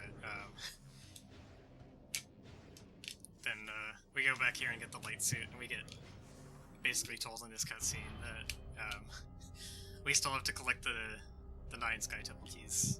So you have to do a bunch of running around the whole game to collect all of them at the end. Again, like kind of the problem with routing them is every single one of them requires the Dark Visor, which is a very mid-game item, and half of them require light suit as well. So we're about to get here.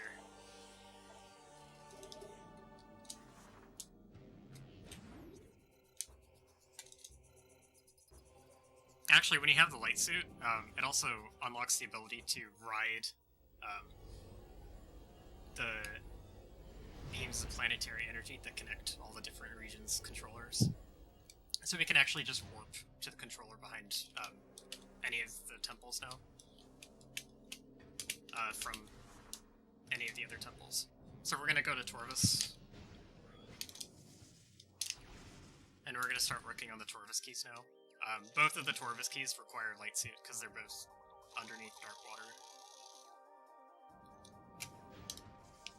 You actually saw me when I was getting the previous Sky Temple key. You could actually see me standing on top of some dark purple water there. Once you have light suit, you're actually able to fall through those. The game actually, when it loads the room, it checks whether you have light suit or not. And if you don't have it, then it loads, like, floor panes on those parts that you can't pass through.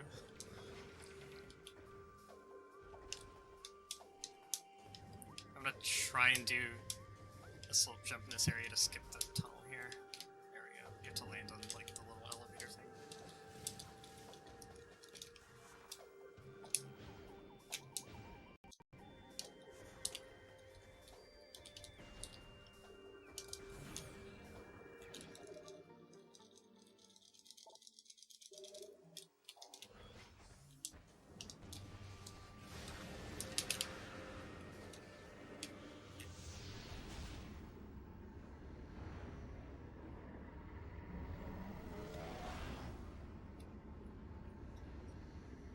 Actually, the big reason that we're going back to Torvus first is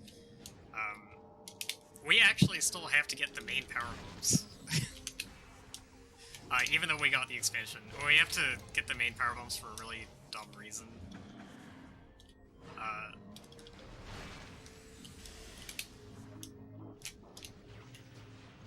So one of the Sky Temple keys in Agon is behind a... So this is the dark water, by the way.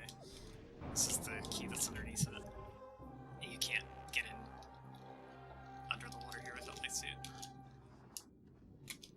So one of the Sky Temple keys that's in Agon, the first major area,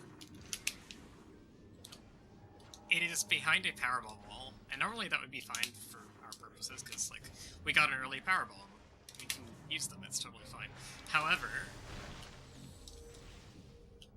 that key literally does not exist in the room state of that room before defeating the Powerbomb Guardian and grabbing its item.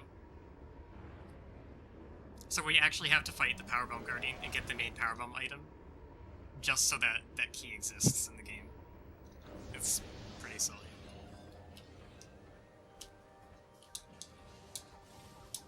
I do kind of like it for randomizer though, because if there happens to be a good item in that particular check, then you have to do a very involved process of things to route it in.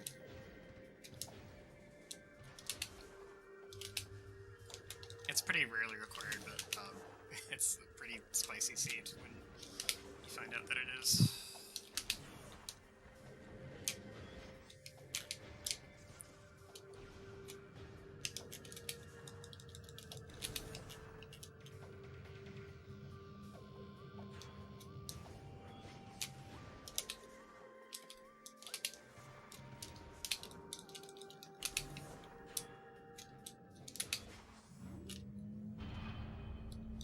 So the back half of the run is, a lot of it is running around to places we've seen before and collecting keys. Most times, if you guys have anything to interrupt us, it'll be fine.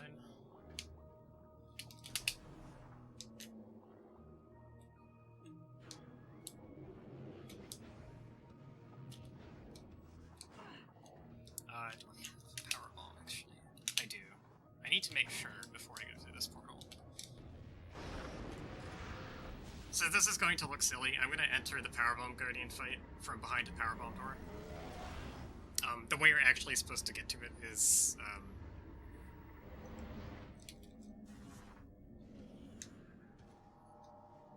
from near where we got gravity and skipped the Alpha Block fight. And we're just supposed to have the Powerbomb after the fight to get out through that door. So that's supposed to be the exit. This fight is kind of another Morph Ball puzzle boss. You have to use these Spider Ball tracks to get to these bomb slots around the room. And once you get to all of them, the ceiling comes down to kill the Darkling's Orb. So what I'm going to try and do here is actually do what we call sticky boosts off the... Wow, that was rude.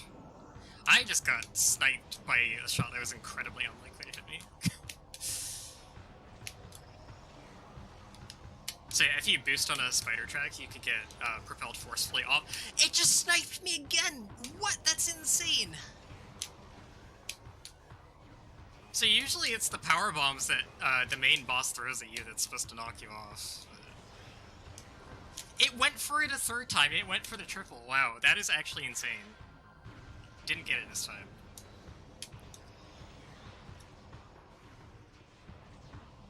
But yeah, so we can boost off of the ends of spider tracks to propel ourselves at weird angles to skip a bunch of the track that you're supposed to navigate. I've also went for the outside slots first, because the more bomb slots that you hit, the more aggressive that he gets with throwing power bombs at you. So you want the aggressive parts of the fight to be when you just have the easy slots left. So I got the main power bomb. That means I now actually have a max of 3 instead of just 1, which is nice, but the main reason for doing this fight is so that the key in one of the Dark Agon keys actually spawns. Because we kind of need it to beat the game.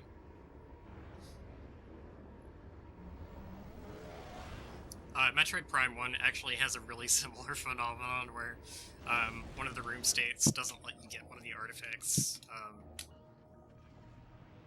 until you've picked up the main power bombs. And we're just going to do a charge Annihilator Beam shot to farm a bunch of ammo there. It's doing the charge like elemental beams gives you an insane ammo yield. I didn't really explain Annihilator Beam. Hello, can I... From under... I didn't really explain the Annihilator Beam that I got from Quadraxis, but it's basically like a mix of dark and light at the same time. It's supposed to be ultra powerful. It costs both types of ammo to use it, and you can rapid fire it, but unfortunately it really doesn't do enough damage comparatively to be worth the ammo usage. And also it suffers from not really being able to take advantage of enemy weaknesses. So like, there's a lot of enemies that are weak to either dark or light, but there's very few things that are actually just straight up weak to Annihilator. So it doesn't get used very often. Dark Samus 1 actually takes like 5 times damage from Annihilator, for whatever reason. That gets used sometimes in Randomizer, but you're really never supposed to have that beam for that fight. So this Sky Temple key that we're getting, there are these things called Watch Drones, and you have to shoot the safe zone to activate it to get it to move out of the way. I do it with Light Beam because safe zones last for twice as long if you energize them with Light Beam. And I make sure to shoot the back one first so that I actually... You want to shoot them with Light Beam and you want to shoot the back one first to make sure that they stay active for enough time. Because if the safe zone's timers run out, then the watch drone goes back into position and blocks you from getting out.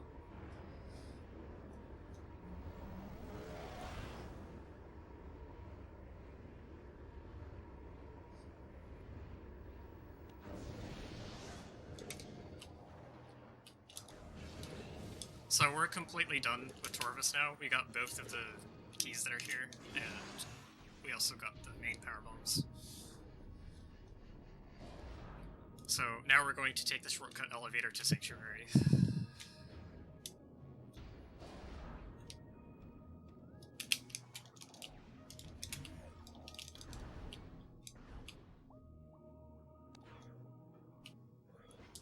We got one of the keys already that happened to be next to where Spider Ball was. Oh, actually, I have to. This shortcut is actually supposed to be a one-way, because you're supposed to move the statue.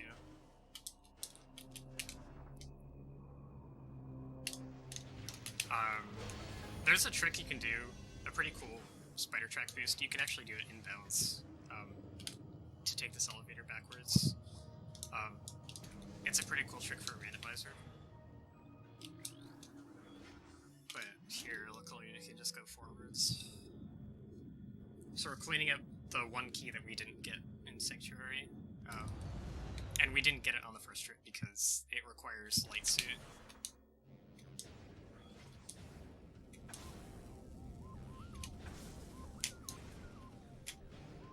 One of the things light suit does is it lets you ride beams of light, not just the ones that are between the temples that take you across the world, but also smaller ones that are inside rooms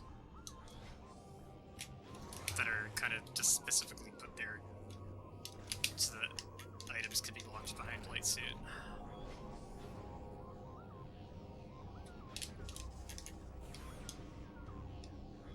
The key that we're going to be getting is at the hive entrance, which is where the main elevator is in this area, but in the Dark World. Sanctuary's Dark World was actually pretty rushed. Unfortunately, it's not nearly as fully fleshed out as the Dark Worlds in the other areas. There's not a lot of things to do in it besides the end boss. Like you see, I didn't spend a lot of time in the Dark World here.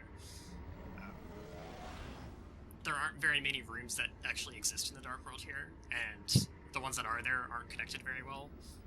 And the ones that aren't connected, kind of just have dead ends with like one thing at the end of them. Which is unfortunate, I think. This area would have felt like a lot more immersive and believable if they'd fully fleshed it out more.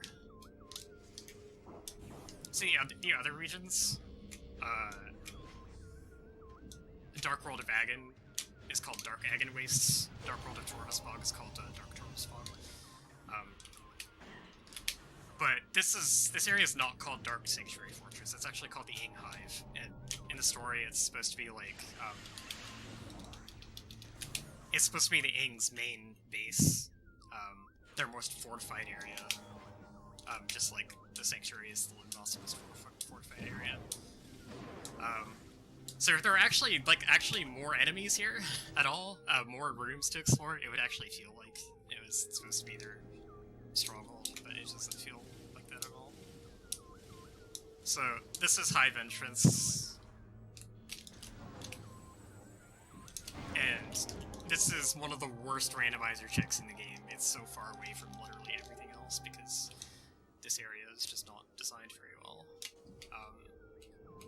It's a bit of a shame, just because I think the other areas, the way everything interconnects in this game in general, is designed really well.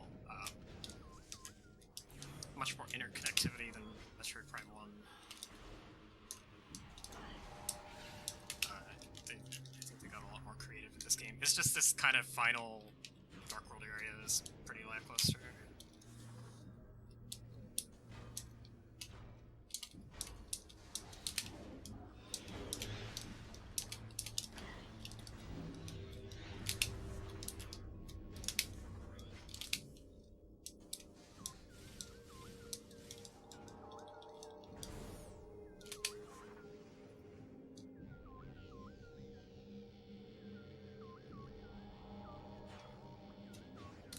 Okay, so now we're completely done with Sanctuary.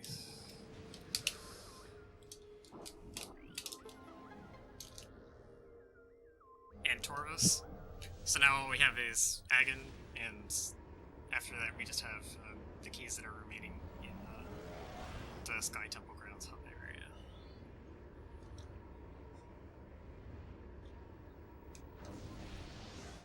Agon has one of the keys that requires Powerbomb Guardian to be dead to spawn.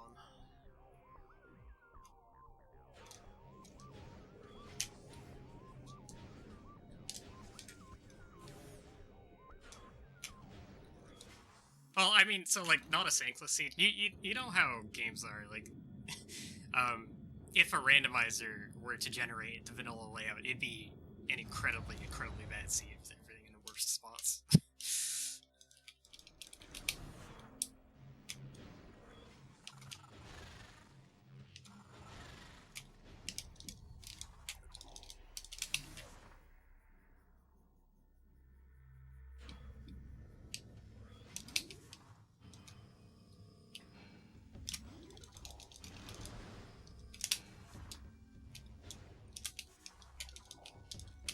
So this is the Space Pirate Labs in Agon.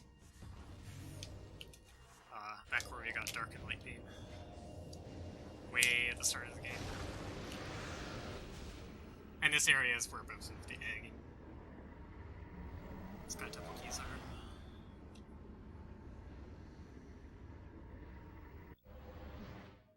You'll see a red key up at the top of this room. That's one of the Dark Agon keys that I didn't have to get because I didn't fight the boss in this area. This next room I'm going into is called the Battleground, and it's got a key in the center as well. When you get into that safe zone bubble, it actually initiates a fight with 6 Warrior Yang that you have to fight to get the key. So getting that key to fight the boss here to get Dark Suit is pretty slow. It's one of the big reasons that it's not done. But we do actually have to come back here just for a Sky Temple key. We have to make sure that we don't trigger this fight in the center of the room, because it's a big waste of time.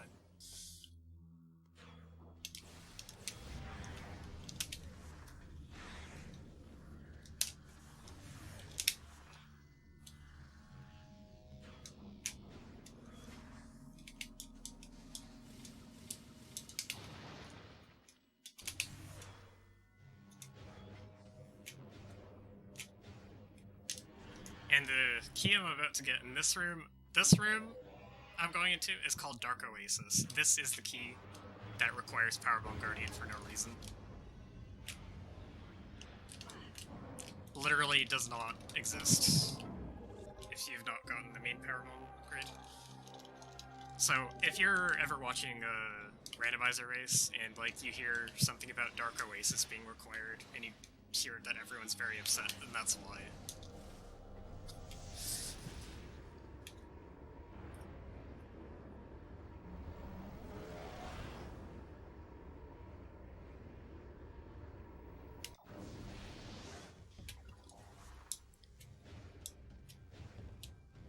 Okay, so now we're done with everything except for the hub area.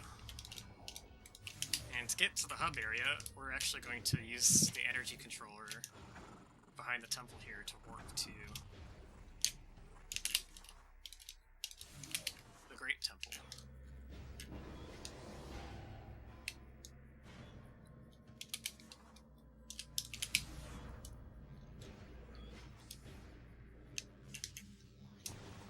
So the Great Temple where Yumos is, where you meet him at the start of the game, and then he gives you the light suit at the end of the game.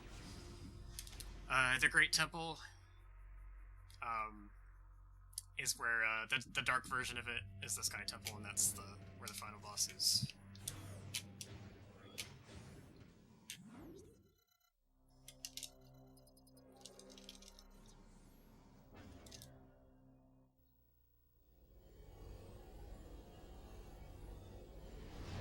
So I just have 2 keys left in the hub area to get. This first one I'm about to get is in the sector that has the Sanctuary elevator. This one is in a room called Ing Reliquary. And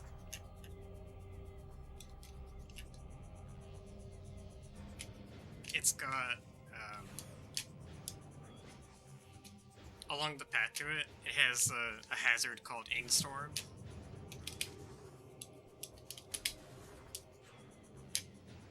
And it's actually very similar to the Inkclaw Vapor that tries to kill you and prevent you from skipping Dark Suit.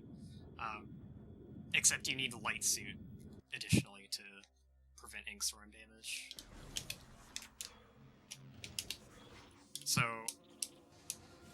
this one check, if you do not have Light Suit, you take a whole bunch of damage in several rooms on the way to it, and it's basically sort of like a big heat run. So that's something that you could go for if a check turns out to be required in Randomizer and you don't find your suits. But since just about every category, every main category in the game is going to get Light Suit, it's almost never a big deal here.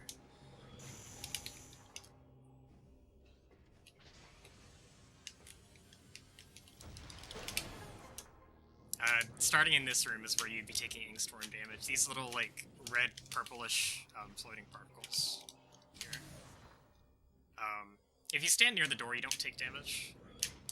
But anytime that you're not next to the door, in these 3 rooms here, you're taking a lot of damage.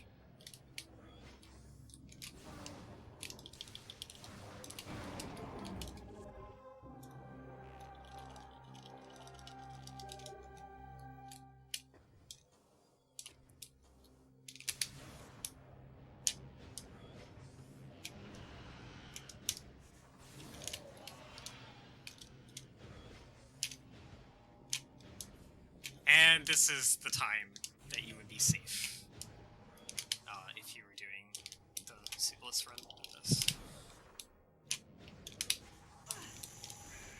So it's fairly lengthy.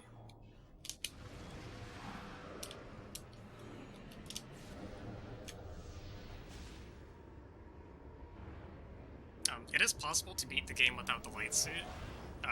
There's a bunch of really difficult out-of-bounds strats to get underneath the Dark Water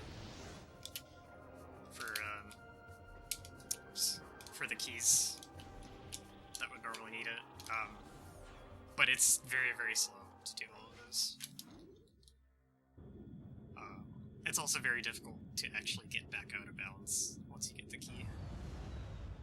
Because, like I mentioned before, without Light Suit, the game loads like a planar floor where the Dark Water is that you can't pass through in either direction. So it's actually really crazy all the different stuff you can do in this game without a bounce. There's a lot of really cool challenge categories and stuff.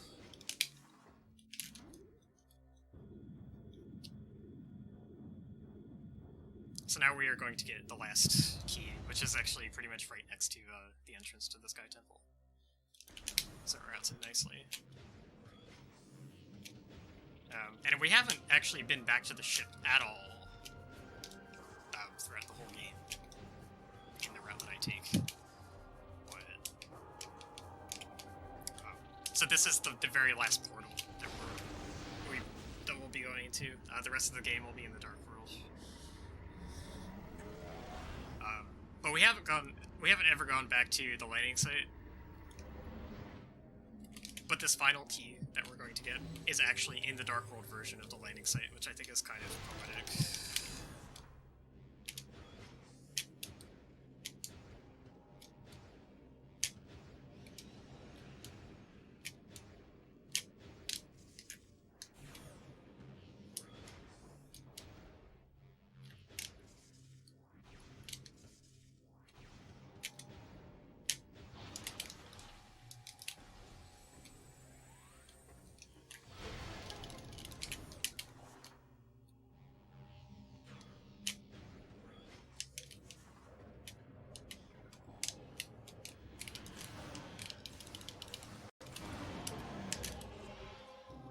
That's all the keys.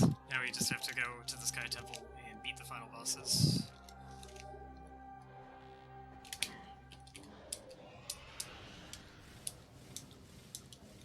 Oops. Should have done one more screw attack.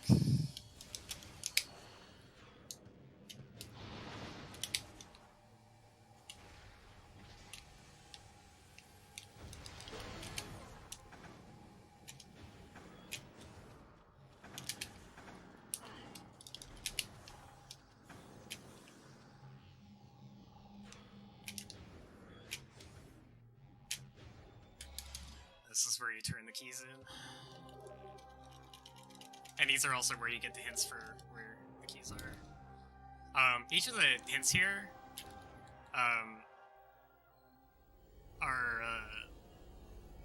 they tell you, they give you a rough idea of where each of the Luminoth that were tasked with searching for one of the keys. It tells you where they died, roughly, and you have to go find where their body is to find the exact room. And then the key is in the room that they died, but in the Dark World instead. So it's a pretty cool setup. We're like exploring the lore of the history of the events before you landed on the planet is kind of how you figure out where to find the keys. And you absolutely need the screw attack to wall jump off these walls. That was one of the functions of screw attack in this game. So there's basically no way to skip screw attack in any category. Okay, so this is Emperor Ing. Its first phase is the eye. You shoot these tentacles away to get it to reveal the eye, and it's got this narrow slit in the middle of it that you can shoot stuff through. Annihilator is a bit faster, but I'm used to using super missiles, which is what any percent uses. You want to avoid its laser, because it actually stuns you. Prevents you from shooting. Wow, okay, I got the one cycle. I've been messing that up a lot lately. It spawns more tentacles if you don't kill it in time. So, now the second phase is the Chrysalis. And there are 11 spots on it. I'm rolling around on it with a spider ball. There's 11 spots on it where tentacles come out, and I have to destroy all of them. And it's also got ink puddles on it that follow you and try to knock you off. It's actually really obnoxious. There's a lot of RNG in this phase.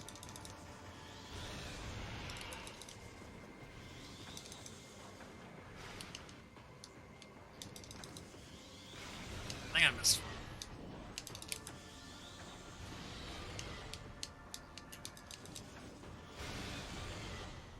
Okay, and after we destroy the Chrysalis, that it's kind of hibernating in, the third phase is Mutated Emperor Ing, and it's actually unintentionally vulnerable to the screw attack. So you have to do your space jump really low to get your screw attack really low. Screw attack does 36 damage per frame, which is a pretty fair amount. So it has these leftover hitboxes in the back of its heels. Yeah, they were supposed to be used for like a more complex idea they had for the fight, where you had to disable shields that were on its legs. Instead, what they went for is the intended way to beat it is there we go. Instead, so what you're supposed to do to beat it is you're supposed to do damage, or you're supposed to disrupt the shield on its eye. And once you do that, it becomes vulnerable to either the dark or the light beam. You can also use Annihilator to damage it for either of those if you're just lazy and you don't want to pick one. Or do the correct one. But it's a lot faster to just screw attack it. So now we have one more boss to take care of during an escape sequence. Since we've taken all of the Dark World's energy, the Dark World's really unstable. But before we are able to leave, we get ambushed by Dark Samus for one final time.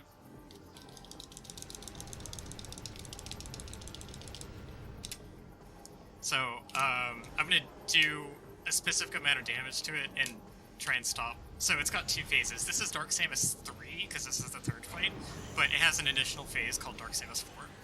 So what I want to do is, I want to hit her with the screw attack, to try and do a lot of damage to her. Okay, that did, like, a little bit. But what I want to do is, there's a phase I want to skip where she just goes straight to the center, and you have to, hit her with, phase-on particles that only she decides. Time might be really soon, depending if I get this. Okay, no, she went to the center. Okay, so this is what you generally want to avoid. It's random at what point she goes to the center. I got a fair amount of damage on it before she did. But this is Dark Samus 4. This is a phase that you ideally want to skip. The only way to damage her in this phase is by sucking up these phase-on particles and shooting it back at her. And you just basically have to wait for her to decide to shoot them at you. She's actually being really nice right now. So in general, this phase is really slow, and if you can get enough screw attacks, you can completely skip it, but time is coming up as soon as I hit the final blow here.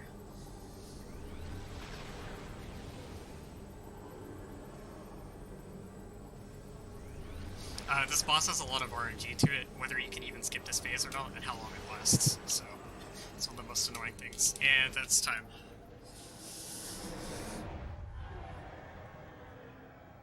GG.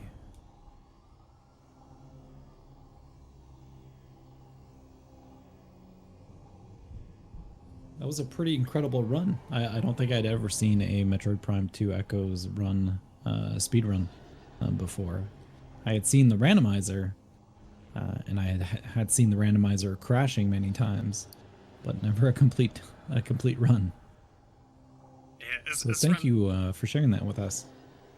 Oh yeah, thanks for having me. This was really fun to do, and I only picked up this game recently, so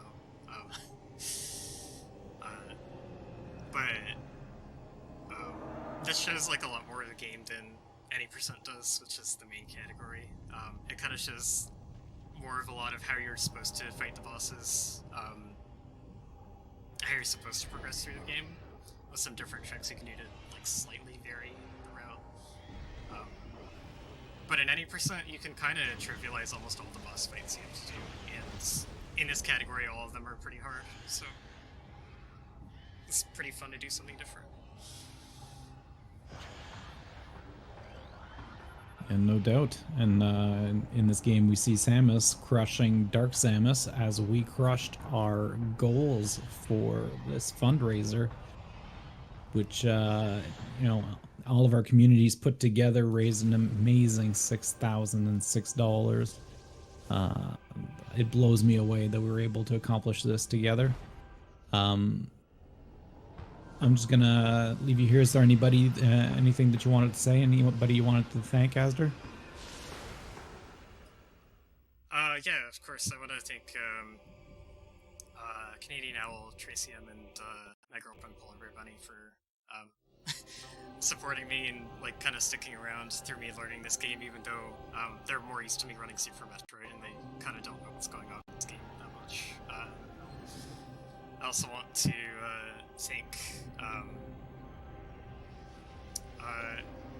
Diceron and Air Explosives for you know, being older friends of mine that I used to run different games with, but they eventually got into speedrunning Echoes and became very, very, very good at it, and they taught me how to do a few of the things that I learned in the past few months. Shoutouts to Cheaty Face as well. He does a lot of tracking for SM Rando League.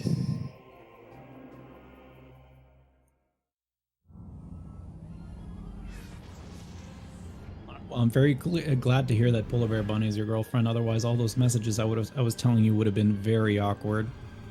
But I just want to thank you once again for this. If everybody wants to stick around just a little bit after this run, we're going to be having the wind down of this marathon. I believe Strizer will have a few words for everybody, so please stick around. We're almost done, and thanks everybody for being here. Have a good night.